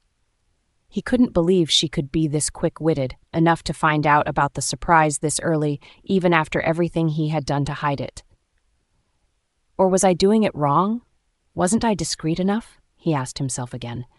Instead of you waiting for Alyssa to come in and find out an half-prepared surprise, why don't you seize the moment and propose now? His wolf asked. But the sun is still high in the sky and her mother isn't even here, he muttered as he checked the time on his wristwatch. Melissa had promised to arrive a day before the proposal, but she called earlier that there was a delay in her flight. This wasn't how he planned today's event. Why don't you use Lily to stall her? It would be worse if she barges in here now. Just move the time and you can do this without her mother. All that matters is that Melissa has agreed to the proposal." His wolf interjected. Realizing his wolf was right, he quickly sent a text back to Lily. "Buy me some time so I can finish up with the preparations. I'll text you when it's time." After he sent the text, he sucked in a deep breath to calm himself. Even though the event wouldn't be the same way he had planned it, he still wanted to make it grand and memorable for Alyssa. As long as she loves it, nothing else matters. Then he ordered the servants to fast-track the preparation. The ones they did before was just the decorations now. They had to arrange the chairs and tables for the visitors Ezekiel had invited. They also brought out the setup meant for the evening, the music, the food, the drinks, and even the cake. They scrambled to adjust everything immediately, rushing to complete the romantic setting when they noticed their alpha wasn't at peace. Then, Ezekiel ordered Simon to reach out to his invitees, that the time has changed, so they would be here earlier than they were initially told. After Simon was done changing the set time, he then ordered him to go pick Aiden from school. This was a special event, and he couldn't let his son miss it. Once everything was ready, Ezekiel took a refreshing bath and had a change of clothes, as the last one was already drenched with sweat. When he reappeared at the venue, he looked cleaner, fresher, and more handsome. He took a deep breath and then stood at his designated spot. His heart couldn't stop pounding in his chest as he waited for the love of his life to appear. Like she had suspected, she was indeed hiding something, so she raised her chin, her hands folded under her boobs. "I could ask you the same question, Lily. What are you doing here?" she asked back. Lily was about to reply when she felt her phone vibrate in her pocket. She picked it up and stared at the message from Ezekiel before turning her attention back to Alyssa. "I'm on a date with Noah," Lily answered without mincing her word. She lied so perfectly that she was able to fool Alyssa easily. "Oh, really?" Alyssa asked as she let out a nervous chuckle. What made her suspicious of Lily in the first place? This resort is a public place, so it wouldn't be weird if she was here. Seeing that Alyssa had bought her lie, Cindy almost let out a smirk, but she held herself back. She was on a mission, and a little mistake could ruin everything they had planned. "So, what are you doing here?" she asked again, quickly turning the topic back to Alyssa. Alyssa scratched her neck nervously. How was she going to tell Lily that she followed Ezekiel here, all because she was suspicious of him? "I came here to give some fun," she answered. "Really?" Lily had her brows raised, which meant she didn't believe Alyssa's obvious lie. Seeing that Lily wasn't convinced, she had no choice but to come clean. "I followed Ezekiel here," she admitted. "What? Why?" Lily exclaimed like she didn't know what was really going on. That was how good she was at lying. "He has been acting strange these past few days. He's been so busy and secretive with me. Not just him, though. Everyone in that mansion, even my son. So my curiosity got the best of me, and I decided to follow him to see what he's been to," Alyssa explained. Lily almost laughed out when she saw the look in Alyssa's eyes. She was feeling guilty about following Ezekiel here.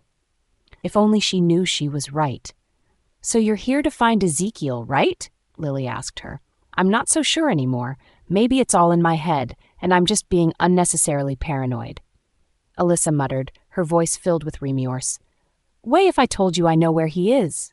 Lily asked. "You do?"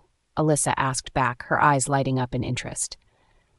Even though she had claimed she really doesn't want to be suspicious anymore, she still couldn't help it. Her curiosity was stronger than any remorse she felt for being suspicious of everyone around her. "Wait, how do you know?" she asked Lily. "I have been here before, so I happen to know he has some work to take care of here. I've seen him around," Lily replied. "So he really does have work outside of his office. Well, I still need to see for myself," Alyssa thought. "Come on," Lily urged as she led Alyssa to her car. She then drove towards the gate, and they let her in. The moment they recognized her, Lily would have urged Alyssa to go back home when she was initially showing remorse, but seeing how her curiosity returned so fast, she was glad she didn't make that decision. Alyssa never let go of something till she gets to the bottom of it. She even followed Ezekiel down to this place, all because of a mere suspicion, so Lily was sure she would return later. As long as she's here, She would make sure to stall for more time so Alyssa won't ruin the surprise they've been working so hard on for days. First, Lily drove to a restaurant even after knowing Ezekiel wouldn't be there. "You said he would be here," Alyssa said as she looked around the empty restaurant. "Yes, the last time I was here, I saw him eating here," Lily answered as she feigned surprise. "But don't worry, I know another place that might be," she assured before leading Alyssa back to her car. Then, she drove to a sport complex, but it was still the same, empty with no sign of Ezekiel. "There is somewhere else he might be," Lily assured, and then drove Alyssa again, this time to an entertainment hall, and it was still a dead end. As Lily kept changing destinations, it made Alyssa suspicious. She claimed she saw Ezekiel once, so how come she thinks he's been to all of these places? It felt like Lily was just messing with her. Are they really going to drive around the resort in search of one person? After several failed attempts in finding Ezekiel, Alyssa finally lost her patience. "What are you doing?" she asked Lily in anger. "What are you talking about?" Lily asked back, an innocent expression on her face. "What sort of game are you trying to play with me?" she asked again. The expression on her face was doing little to hide how angry and frustrated she was. "Why would you think I am playing with you? I just wanted to be of it. And you've been driving me in circles. Is it because I let you in on the issues I'm facing at home? Do you really see me as a joke?" Alyssa yelled at the top of her voice. Seeing the way she was acting, Lily knew that she couldn't stall any longer. She had to take Alyssa there, or things might get worse. Just then, she received a text from Ezekiel again. She sighed in relief when he told her that she could take Alyssa there now. Then she turned to Alyssa. "I'm so sorry if I made it seem that way. I was really trying to help," she assured. "It doesn't matter anymore. I'm leaving." Alyssa muttered and was about to leave when Lily stopped her. "Wait, there's one more place we haven't gone to yet. I'm sure he's there." "I'm not really interested in finding out, Ab. Just trust me on this, Alyssa. This will be the last drive," Lily promised. Alyssa stared at her silently. Seeing how sincere she looked, she reluctantly gave in. "This is the last time," she warned. "Sure," Lily answered with a smile. They got into the car and Lily drove to the lakeside. What Alyssa saw there was enough to leave her speechless. What's going on? They got into the car and Lily drove to the lakeside.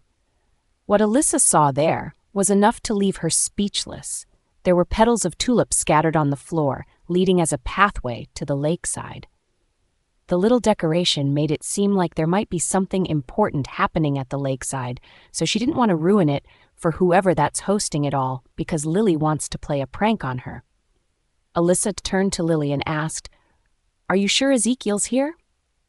she asked as she cocked her head to the side. "Would I lie to you?"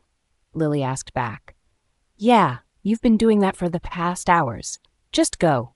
You'll find what you're looking for," Lily urged as she gave her a small nudge. Alyssa wanted to retort, but she decided to stop arguing and just listen to Lily.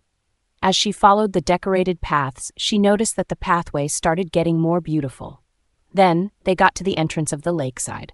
Her mouth dropped when she saw the decorations there. The tulips were much this time, and they were used as a door to the entrance. "Go in," Lily whispered, and she did, taking slow steps into the beautiful garden. What she saw there shocked her the more. The lakeside had been decorated with more tulips, balloons, and her pictures. There were pictures from when she was little up to a teenager and an adult. There were people seated on the left and right side of the garden, and there was a pathway in the middle. The tulips were still decorated on the pathway and served as a guide to somewhere.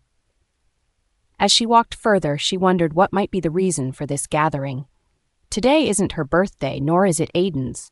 It isn't even Ezekiel's either. What's going on?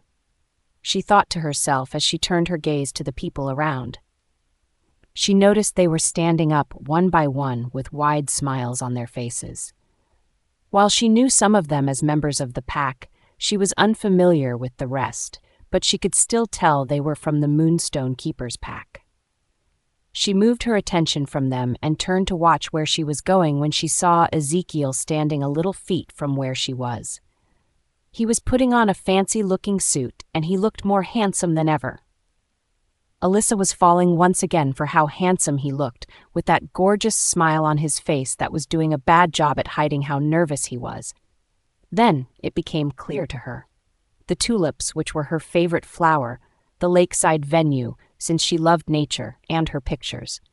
This was the reason everyone had been acting so mysteriously.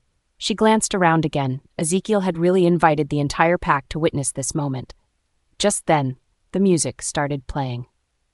It was a slow jam, and it wasn't too loud. "Alyssa," Ezekiel called out. His deep manly voice was clear and steady. "I know several years ago, no one here would be expecting something like this from me of all people," he muttered, and Alyssa chuckled a little. "But I can't hold myself back anymore. I have made a lot of wrong decisions that hurt you and made you suffer, but the one decision I have never regretted is searching for you endlessly and bringing you and our son back here. When you first left me, it felt like my world had stopped. I lived like someone without a hope or life. You took it all with you. Losing you made me realize how precious you are to me. When you left me, I was just a shadow of my initial self because I couldn't live without you even though I thought I could. That was the moment I realized that no matter how much I tried to deny it, you were and will always be part of me. You are the only one that made life worth living again. You made my life so beautiful that I am willing to do anything to make you happy and to make you forgive me for how I wronged you in the past. Even though it takes a lifetime, I'm willing to stay that long and make you love me again. I'm so sorry you had to suffer a lot to hear this, but I'm telling you now from the deepest part of my heart." He paused for a while as he stared at Alyssa's face. "I love you so much, and no one will ever change how I feel for you."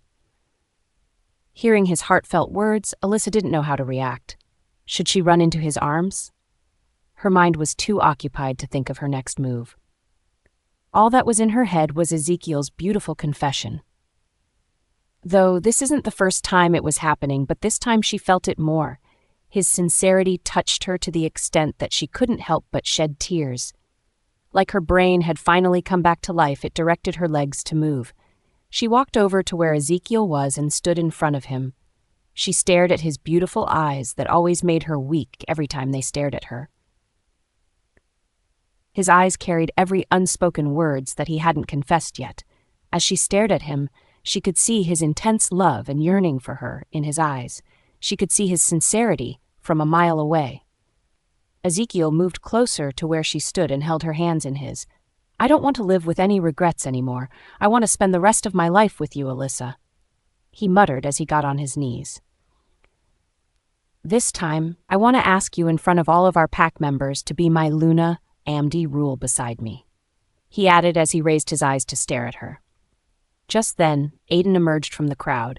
He was putting on a matching suit with Ezekiel, and he was holding a ring box in his hands.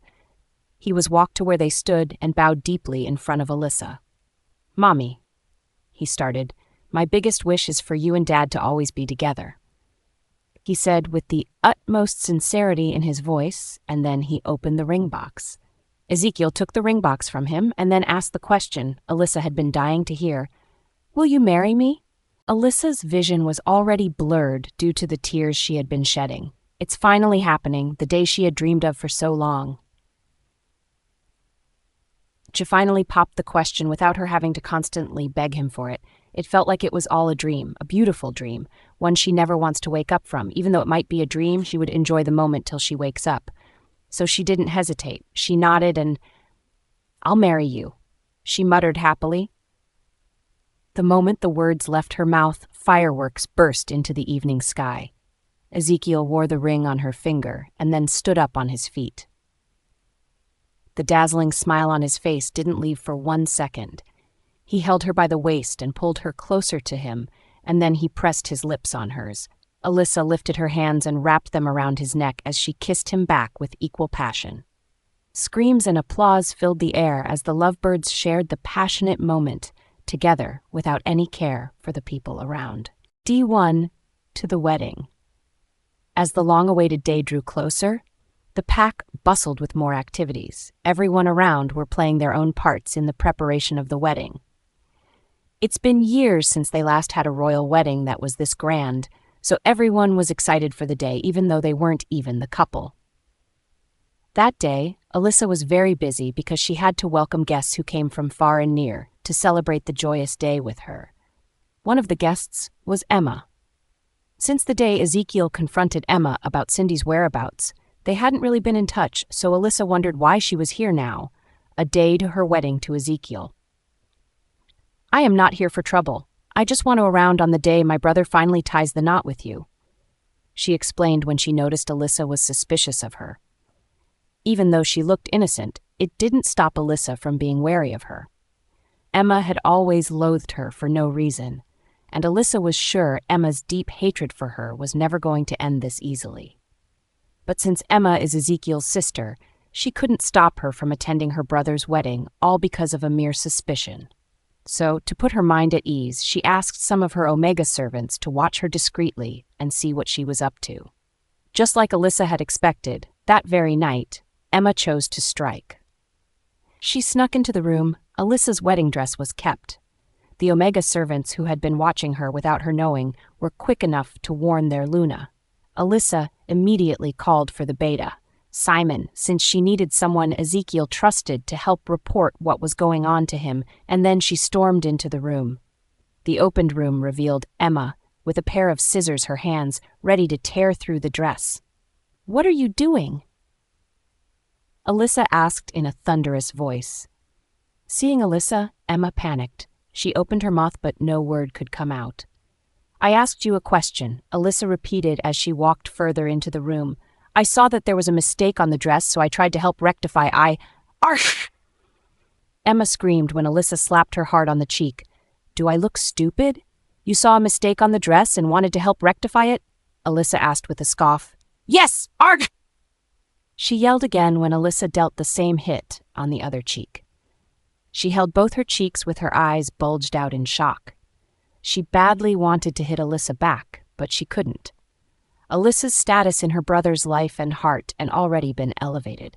What she did now could ruin everything she has in this pack, and she couldn't bear it. Moonstone Keeper's pack was the only reason her husband's little pack could stand strong. "I have always tolerated your disrespect since when we were kids, even though I am older. You've always lied, humiliated me, and bullied me because you thought you owned everything in this world. Now, you dare to try the worse. You wanted to sabotage my wedding?" Alyssa asked in fury. No, I would never do the—" "Shut up!" Alyssa screamed, cutting her words off. "I could have forgiven you for what you did to me in the past, and we would have started over when you acted like you've changed, but now you've given me reasons to treat you as the trash that you are." Alyssa sneered as she stared at her from up to down in disgust. Under her scrutiny, all Emma could do was keep her head bowed and fidget on her spot. There was no reasonable excuse she would give that Alyssa would believe.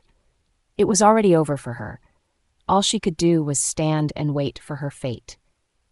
"Trying to sabotage a royal wedding is a huge crime, and I'll make sure you suffer greatly for it. But first, I have to hear the Alpha's opinion on it," Alyssa said. Emma's eyes almost bulged out when Alyssa mentioned Ezekiel. She quickly held Alyssa before she could leave the room. "You're telling my brother?"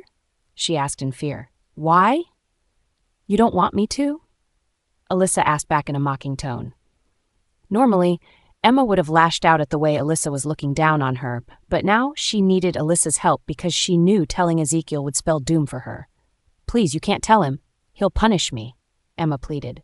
"What did you really expect would happen after you tried to sabotage his wedding? Did you think he will hug you in his arms and commend you for a work well done?" Alyssa snorted as she stared at Emma like she had gone crazy. Ignoring her remarks, Emma got down on her knees and she clasped her hands together. "Please don't tell him," she pleaded as she rubbed her palm together with her head bowed.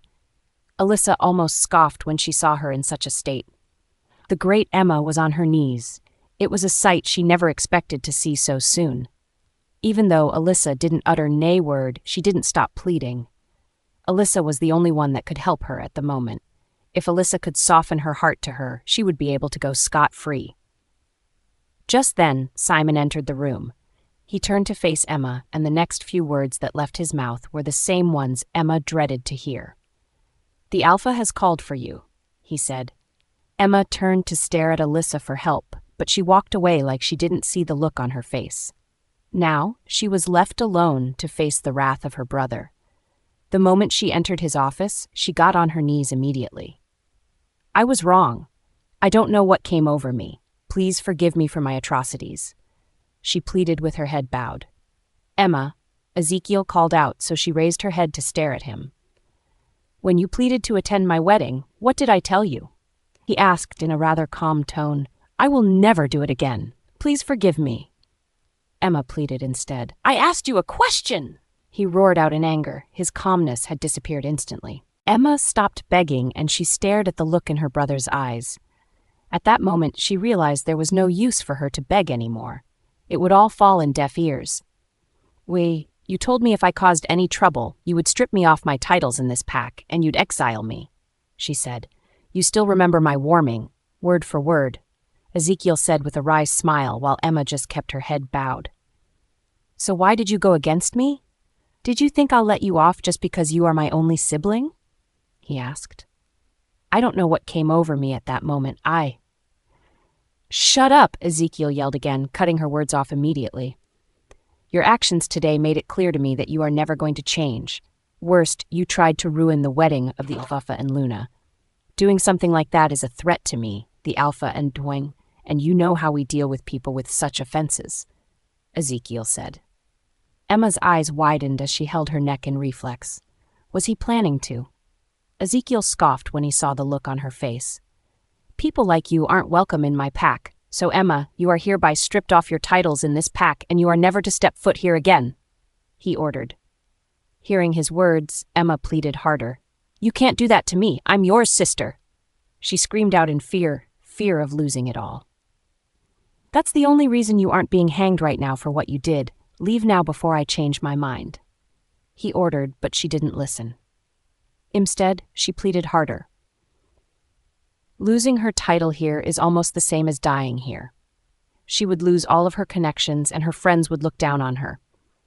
Hearing her plead so desperately, Ezekiel almost felt for her, but before he could take back his command, he stopped himself. His sister was a very cunning lady. If he should take back his commands now, she would see it as a sign of weakness and would want to exploit him just like before. Just because he had banished her from the pack doesn't mean it's the end for her. She has her own pack, her family, and her power there. She has everything she wants there, so there's no need to keep her here anymore because he knew she's never going to end her deep-rooted hatred for his mate. This was the only way to ensure peace, so he was never going to go back on his words. Her cries became incessant and an ear-sore, so... "Is there anyone out there?" Immediately, about 2 Omega servants entered the office. "Throw this lady out of here," he ordered, and they wanted to take her out, but she screamed. "What are you doing? You dare to touch the Alpha's sister with your filthy hands?" she asked, making them stop dead on her tracks. "As from today, you aren't the Alpha's sister anymore because you are not a member of this pack. Throw her out, or I'll throw you both in cells." He roared out, and the servants immediately held her. Despite her loud screams and pleas, the Omegas didn't listen and threw her out of the pack's gate, like she was worthless. The news of Emma's banishment spread immediately like wildfire. Everyone commended their Alpha for not letting her go scot-free for her crimes, even though she was his sister. After her banishment, peace was restored in the pack. The next day, the huge town's hall had been decorated with beautiful flowers and pictures of the bride and groom. Guests from far and near trooped in like ants marching into their colony. Everyone had come to witness the beautiful moment between their Alpha and his Luna. Though this isn't the first time they were tying the knot, this time felt different. It felt like a fresh breath of the earth after a huge storm. It was far more romantic and beautiful than their last wedding. This time, the people could see that they actually wanted each other. Ezekiel arrived first as per their tradition. He looked handsome in his tailor-made suit, and he stood at the podium, waiting patiently for his bride to arrive. As the seconds passed, he slowly started to get nervous. He wasn't able to see Alyssa throughout the day before, because Melissa claimed that the bride and groom weren't supposed to see each other a day before their wedding, as per their pack's tradition. Even though he didn't want to be away from her, He had no choice but to wait. They had been apart for 5 years, so a few hours wasn't a big deal for him. That was what he had initially thought, till he started to miss her presence and warmth in the night. He badly wanted to sneak into her room, but Melissa was always there, like she knew what was going on in his mind. Now, the ceremony had started, but his bride wasn't here yet. His patience was slowly wearing out. He turned to face Louis, who was clad in the bast man's suit and was standing next to him. "Are you sure they are on their way?" he asked nervously. "Yes, Lily sent me a text saying that they would soon arrive." He answered, but that wasn't enough to calm him down. He has been away from Alyssa for far too long. "Relax, she'll be here," Louis muttered, his voice filled with assurance as he patted his back and they helped calm him a little. Normally, Louis wouldn't have been at this side of the ceremony because of his feud with Ezekiel, but a few days ago, Ezekiel met with him. Ezekiel apologized for everything he did and said to his childhood best friend, and then he pleaded with him to be his best man at the occasion.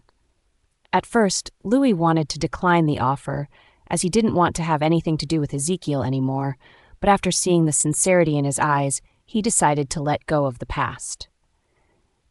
The Ezekiel he knew would have never come by himself to ask for forgiveness because his ego was more important than his best friend. Also, he knew Alyssa would be hurt if he said no to Ezekiel's request. If Alyssa could let go of the pain she passed through in hands of Ezekiel and his family, who was he to hold a grudge against him? So Louis let go of all his grievances against Ezekiel, and they rekindled their friendship. Just then, loud cheers were heard from outside the large hall. It was from the guests that hadn't come in yet.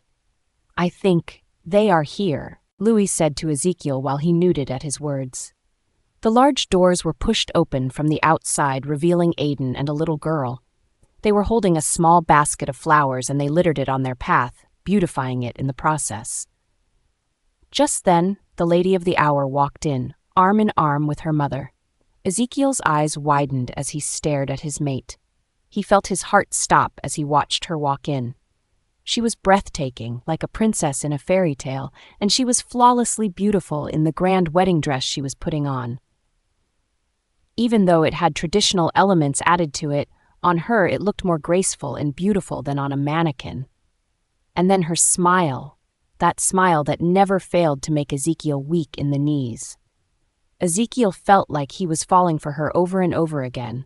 His mouth were opened wide and he couldn't take his eyes off of her. She was perfect, the perfect one for him.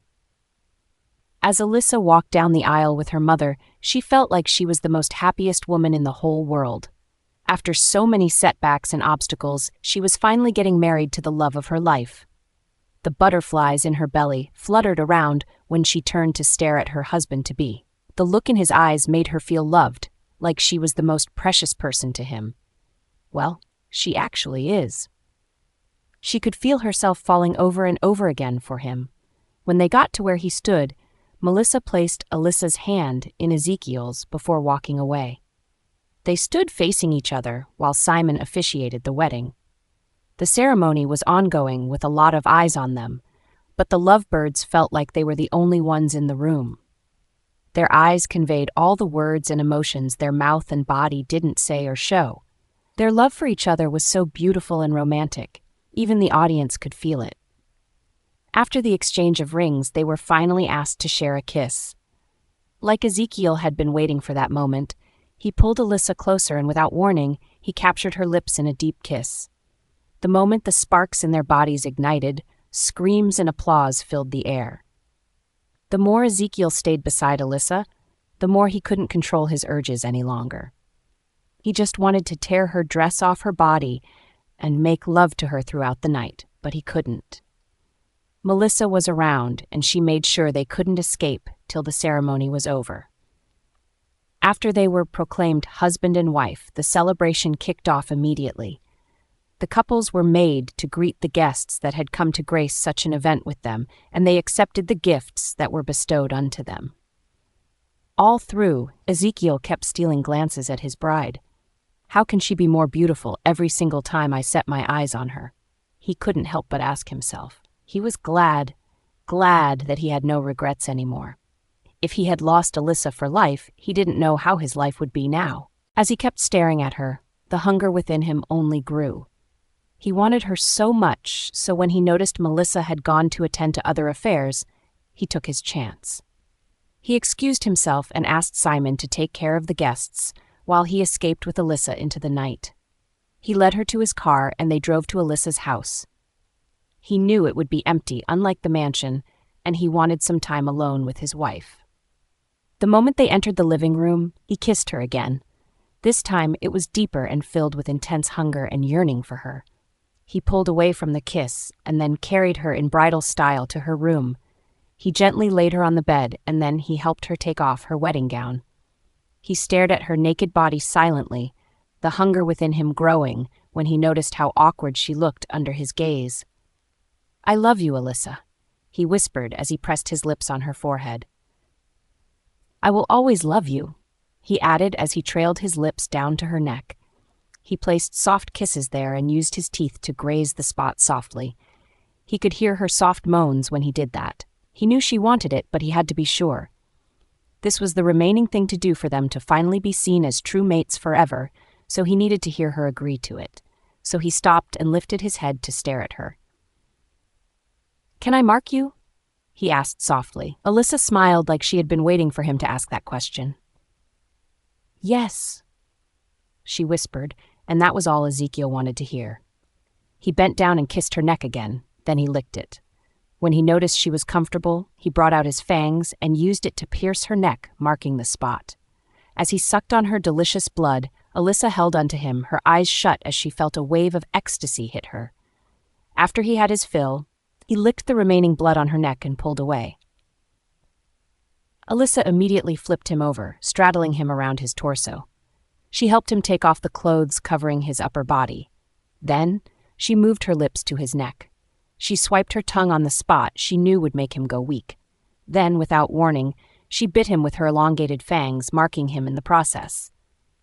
That act between the two of them served as a blood oath for them. She was finally his and he was hers.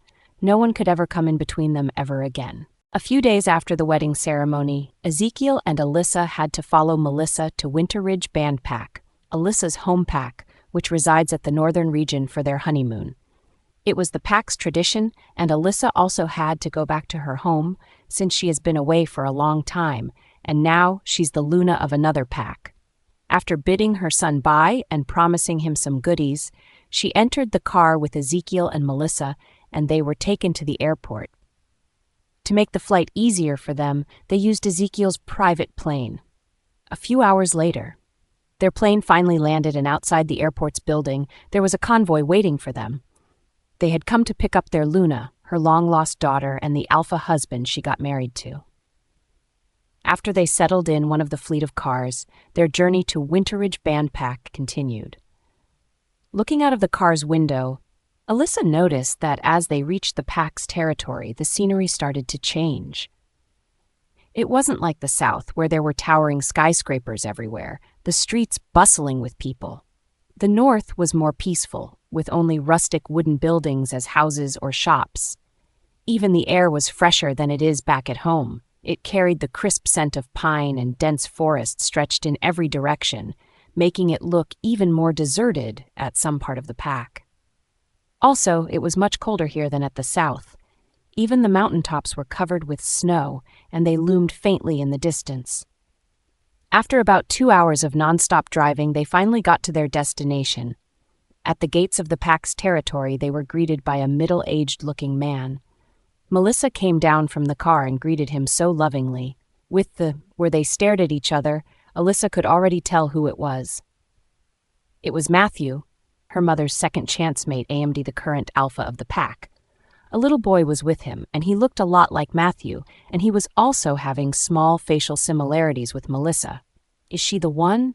the little boy asked as he stared at Alyssa. "Sure, baby. She's the one I've always been telling you about," Melissa answered as she signaled to him to go greet her. He turned to face Alyssa. His eyes were filled with awe. His mother had always been telling him about the elder sister that was lost. After many years, he finally get to see she wasn't just a tale his mother always told. The boy looked shy as he stared at Alyssa. Honestly, he had expected someone younger. But Alyssa was older and much more beautiful than he had imagined. She was an exact carbon copy of his mother. Anyone could tell they are mother and daughter. When Alyssa noticed how shy he seemed, she smiled and walked over to him instead. "You must be Jason," she muttered as she crouched to his level.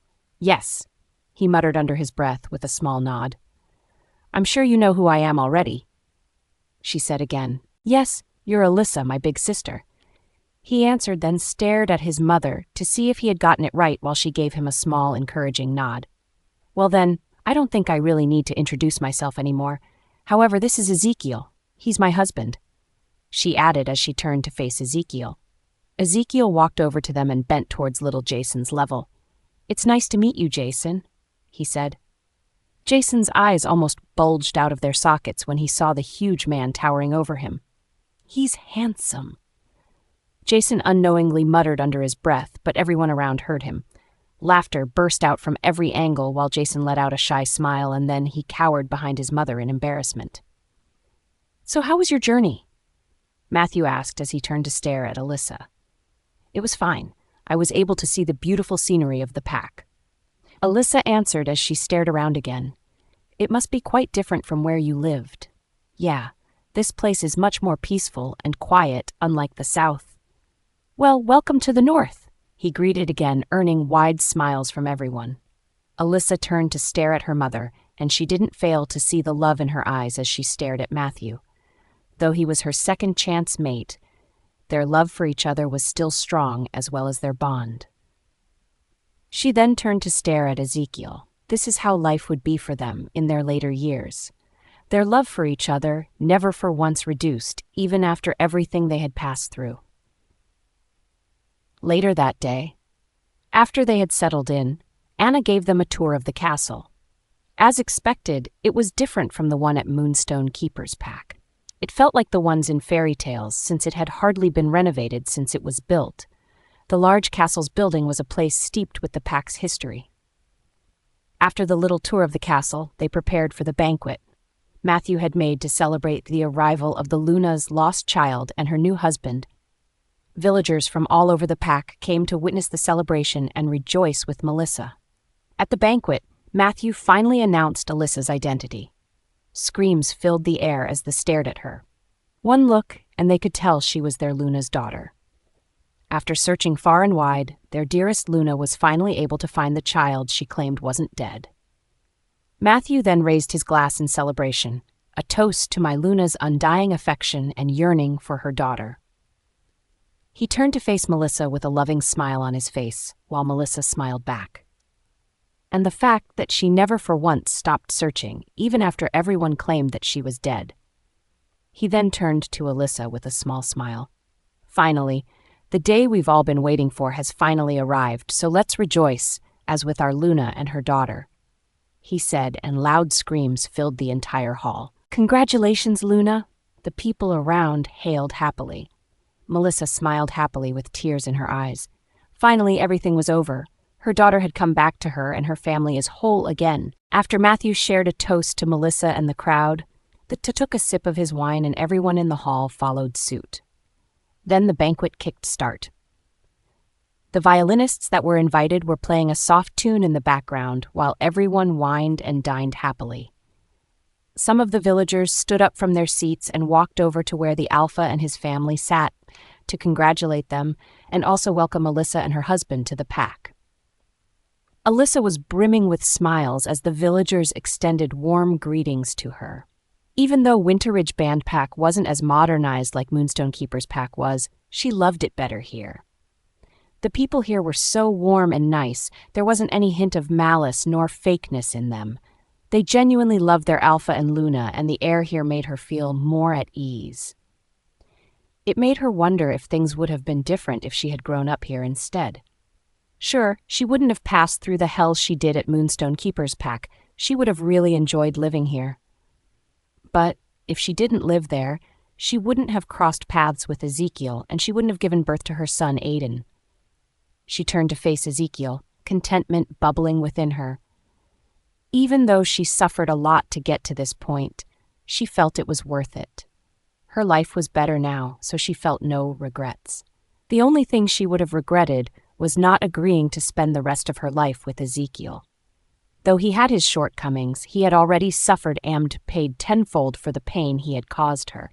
He even gave his life to protect her, but thankfully, he didn't die in the way. Also, the immense love she had for him, the mate bond she shared with him, couldn't let her hate him forever. Ezekiel felt Alyssa's intense stare, so he turned to face her. The look in her eyes were the ones he had always wanted to see, the look of love, admiration, and longing. It felt like they both shared the same feelings. They do now, since they've marked each other. They could both feel their wolves wiggling their tails in joy as their yearning for each other increased each passing second. Just then, the air got chillier and it suddenly started to snow. Since Ezekiel had lived in the South all his life, he wasn't really used to this much cold, so he felt goosebumps all over his body. Alyssa, however, felt giddy all over. As her eyes caught sight of the snow falling through the hall's windows, her wolf howled softly from within. It felt the urge to run out of the hall and run through the snow. Matthew noticed how uneasy she looked. She was trying so hard to hold back her wolf. To let her feel at ease, he asked her to let it out. "Why don't you just enjoy the moment?" he asked. Since she had been given a go-ahead, Alyssa's wolf didn't stay subdued anymore. It took over and ran out of the hall immediately. When she reached outside, she happily stood under the snow.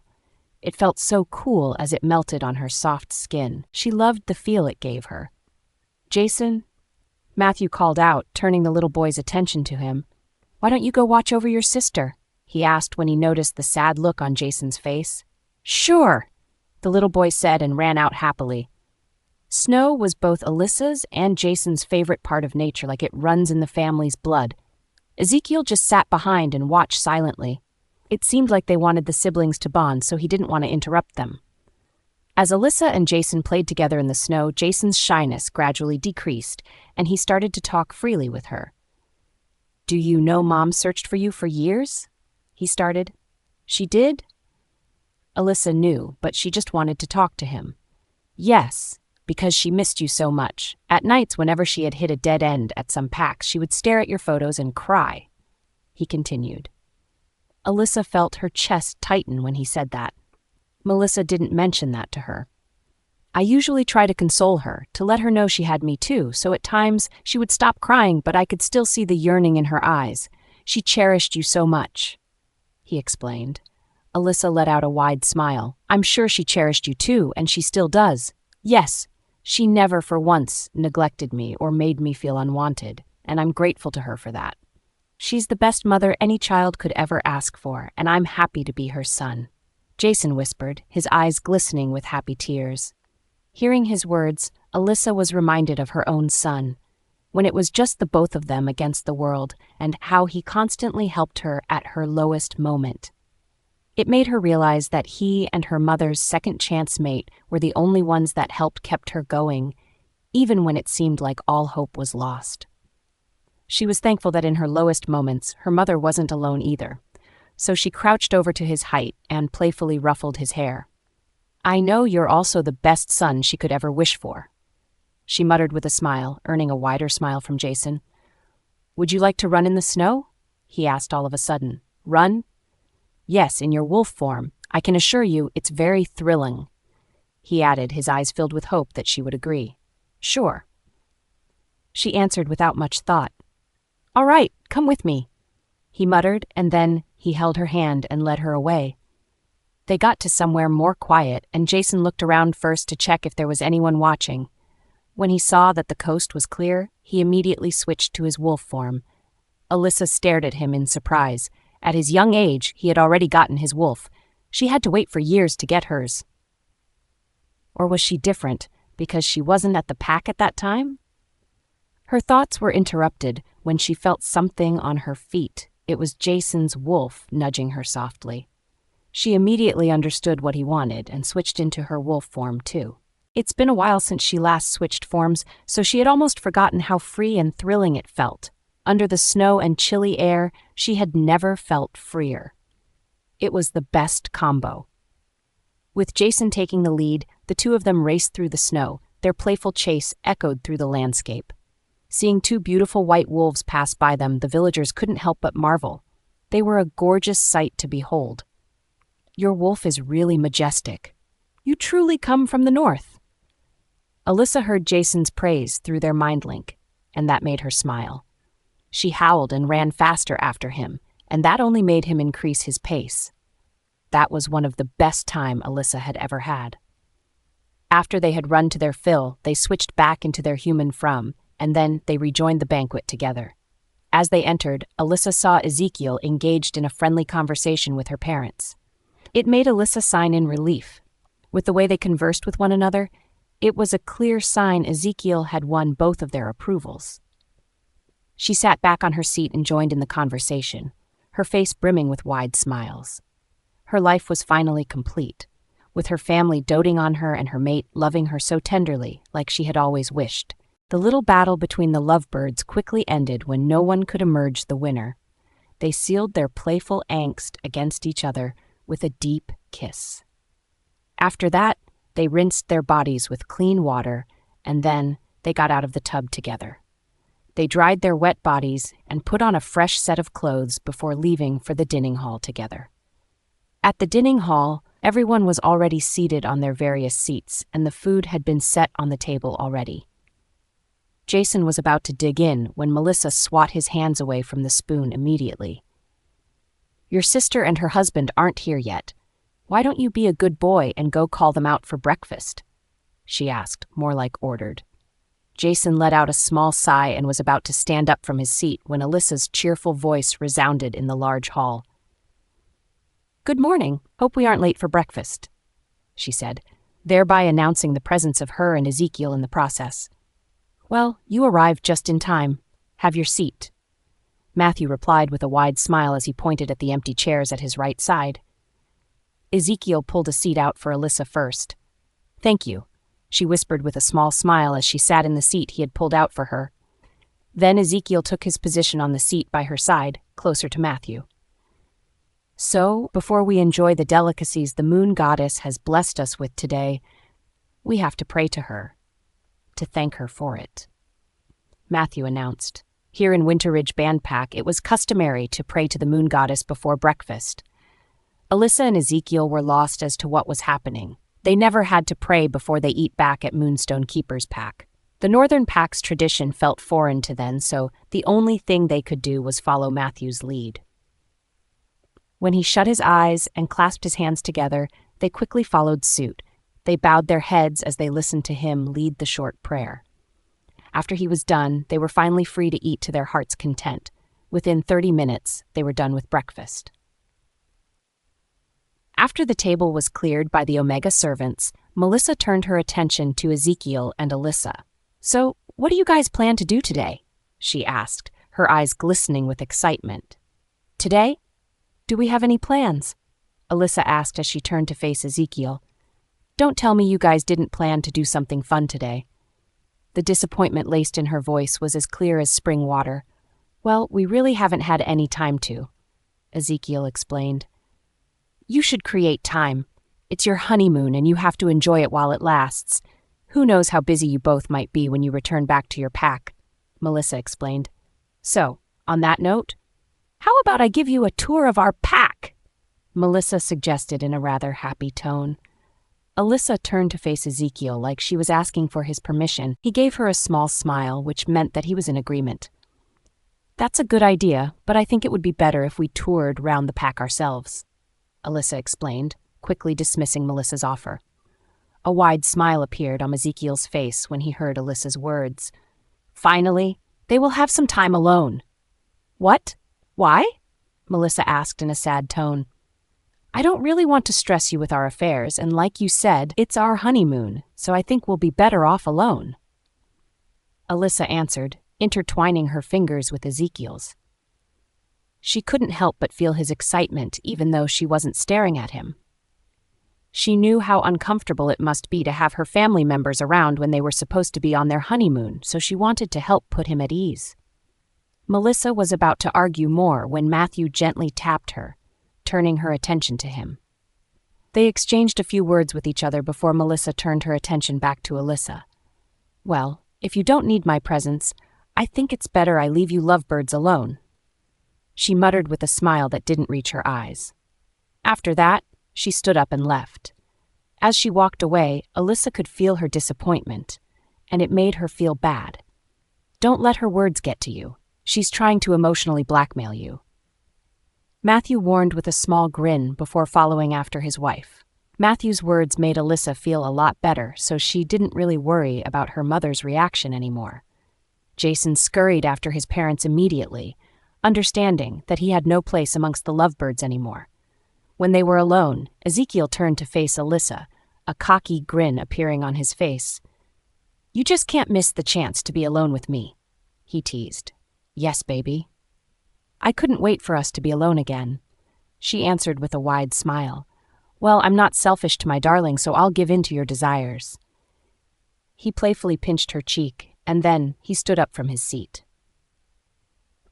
"Let's leave now, before your mom changes her mind," he said as he pulled her to her feet. Alyssa didn't argue with him. Rather, she let him lead the way as always. Alyssa and Ezekiel strolled hand in hand through the beautiful landscapes of Winter Ridge Bandpack. The environment, the scenery, it was to die for. The snow made it even more beautiful than it was yesterday. Alyssa couldn't help but take photos of the beautiful wonders of nature, while Ezekiel just smiled as he watched Alyssa's every movement and reaction. He loved the look in her eyes. How innocent she seemed when she sees something beautiful and baffling. This was one of the best moments in his life. Hell, every single time he spends with his mate feels like heaven to him. He wished times like this would go on forever. However, there was just one thing missing. Their son wasn't here with them. Next time, he was going to make sure to come with Aiden. He knew the little boy was going to love this place as much as his mother does. Just then, he felt a small nudge on his arm, pulling him out of his chain of thoughts. It was Alyssa, and it seemed like she was showing him something. He turned to face where she was staring at and saw a ski resort. Ezekiel couldn't help but notice how Alyssa's eyes shined brightly as she watched others glide effortlessly down the slopes. He had never seen her so eager to try out something so foreign before. He has never done something like this in his entire life, but he was willing to try it out for the love of his life. "Do you want to try it out?" he asked, and she nodded in excitement. "Come on then," he said as he pulled her with him into the resort. Since Alyssa had lived as a slave in the most years of her life and still had to take care of her son in her remaining years, she never had the time to engage in activities like this. She did love the snow and the chilly weather that comes with it, but down at the south, the snow only comes in a season, and then she really had no time to enjoy it. Now that she was free from all of her problems, she decided to at least try it once. After she had put on the skis, she realized that she couldn't even use it. Ezekiel," she called out as she tried to stand up, but only ended up falling back on the bench. "Yes, baby," Ezekiel asked as he turned his attention to her. "How about I get an instructor to help me?" she asked as she moved her eyes to stare at people who had instructors. Ezekiel's eyes followed her gaze, and they landed on a young man holding a lady in his arms and helping her to ski. They might seem like they were just enjoying skiing, but the places the instructor placed his hands were weird. "No way!" Ezekiel growled possessively when the thought of a male instructor touching his mate that way crossed his mind. "But don't worry, I'll help you," Ezekiel assured. "But you don't know how to ski," Alyssa argued, and that only made a smile appear on Ezekiel's face. He didn't argue. Instead, he picked up a more challenging skateboard and put it on while Alyssa watched him quietly. She had never seen him skate all her life, so she wondered why he's so sure of himself. After, he stood up and slid a little down the iced slope. All of a sudden, he increased his pace, gliding faster than ever. Alyssa's mouth widened in shock as she watched him perform some skills on the ice. He looked more skilled than any expert she saw in the resort. How come he's so good at it? He was a natural. After he was done, he glided back to where she sat. "How was that?" he asked as he sat down next to her. "Are you kidding me? That was amazing. How were you able to do that? When and how did you even learn how to do this?" Ezekiel chuckled softly as she asked more and more questions. Don't laugh, tell me, she urged when she noticed the smile on his face. Well, back home, when I was still preparing to be an alpha, there were days I just couldn't get some things right. He started. Really? The serious and almighty alpha used to have problem with his training? She asked in a doubtful tone. When they were younger, Ezekiel hardly ever engaged in the activities the other pups at the pack did. He only had one friend, which was Lewis, and he really took his training seriously. That was the reason Alyssa didn't really believe his tale. I'm serious. Even though I tried to look like I was good in front of others, there was still some training that slowed me down and gave me a lot of time to master. He argued. Seeing how sincere he looked as he explained to her, Alyssa had no choice but to believe him. No matter how perfect someone is, there are still some things they couldn't just perfect in their life.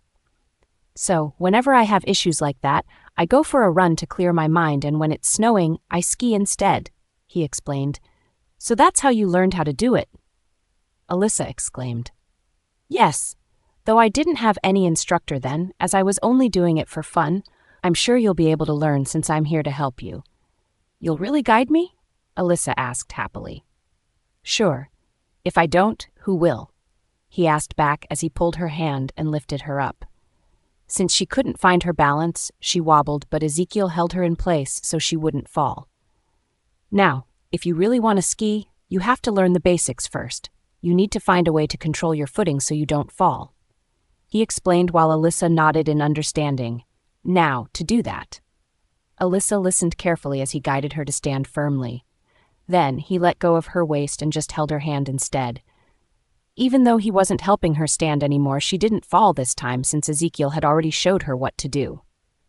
Now, just follow my lead, he muttered as he gently and carefully pulled her with him, helping her glide slowly through the ice. After some time, he released the hold he had on her hand but still followed very closely behind her in case she was about to fall and she didn't. And when you want to stop, this is how you do it, he said again as he directed her on how to stop. This is amazing, Alyssa exclaimed after the little skiing she had done with Ezekiel. Yeah. Now, do you think you can try alone? He asked, and she nodded readily. All right. You're a beginner, so don't go too fast. I'll be right behind you just in case, he assured, and she nodded happily. She moved a little from her spot and glided slowly around the ice just like Ezekiel had taught her. A happy squeal left her mouth as chilly wind hit her. Skiing felt so exhilarating. This is so much fun! She screamed out, expecting a reply from Ezekiel, but she didn't get any. That was when she realized she was skiing alone. She stopped immediately, had turned back to look for him, but her eyes met with something different. That made her blood boil. Ezekiel had been intercepted by two young and annoyingly beautiful she-wolves. He looked so out of place in their midst while they openly flirted with him, not caring about his discomfort. You are so good at skiing. Why don't you be my instructor?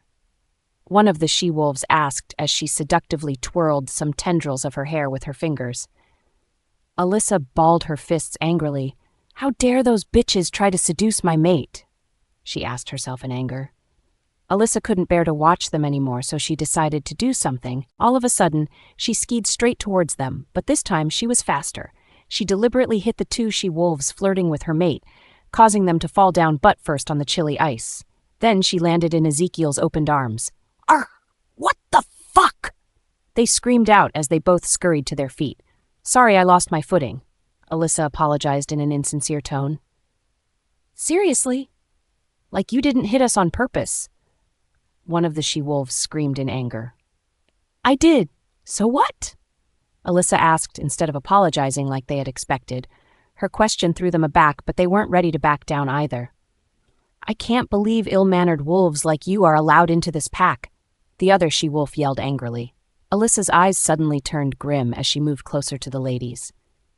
You're one to talk, shamelessly throwing yourself at someone else's alpha mate. Isn't that disgraceful? She asked coldly. The two ladies' eyes widened when they heard her accusations. Their ears were fixated more on the alpha mate part. Even though they didn't attend the banquet, they heard of the Luna's long-lost daughter and the alpha mate she brought with her. Alyssa clearly wasn't from around here, as she didn't look familiar to them. And also, now they could see her clearly. They noticed she had some striking resemblance to their Luna. She is the long-lost daughter of their Luna, and they had just crossed her. Their face turned deadly pale as the realization dawned on them. "I'm sorry. I'm so sorry!" They screamed out and scurried off in embarrassment before Alyssa could utter anything other word.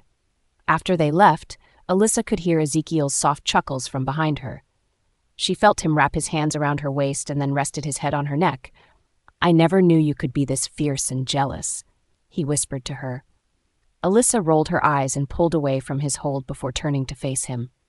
"If you hadn't attracted them to you in the first place, they wouldn't have had the guts to." "Oh, come on. You're seriously blaming me?"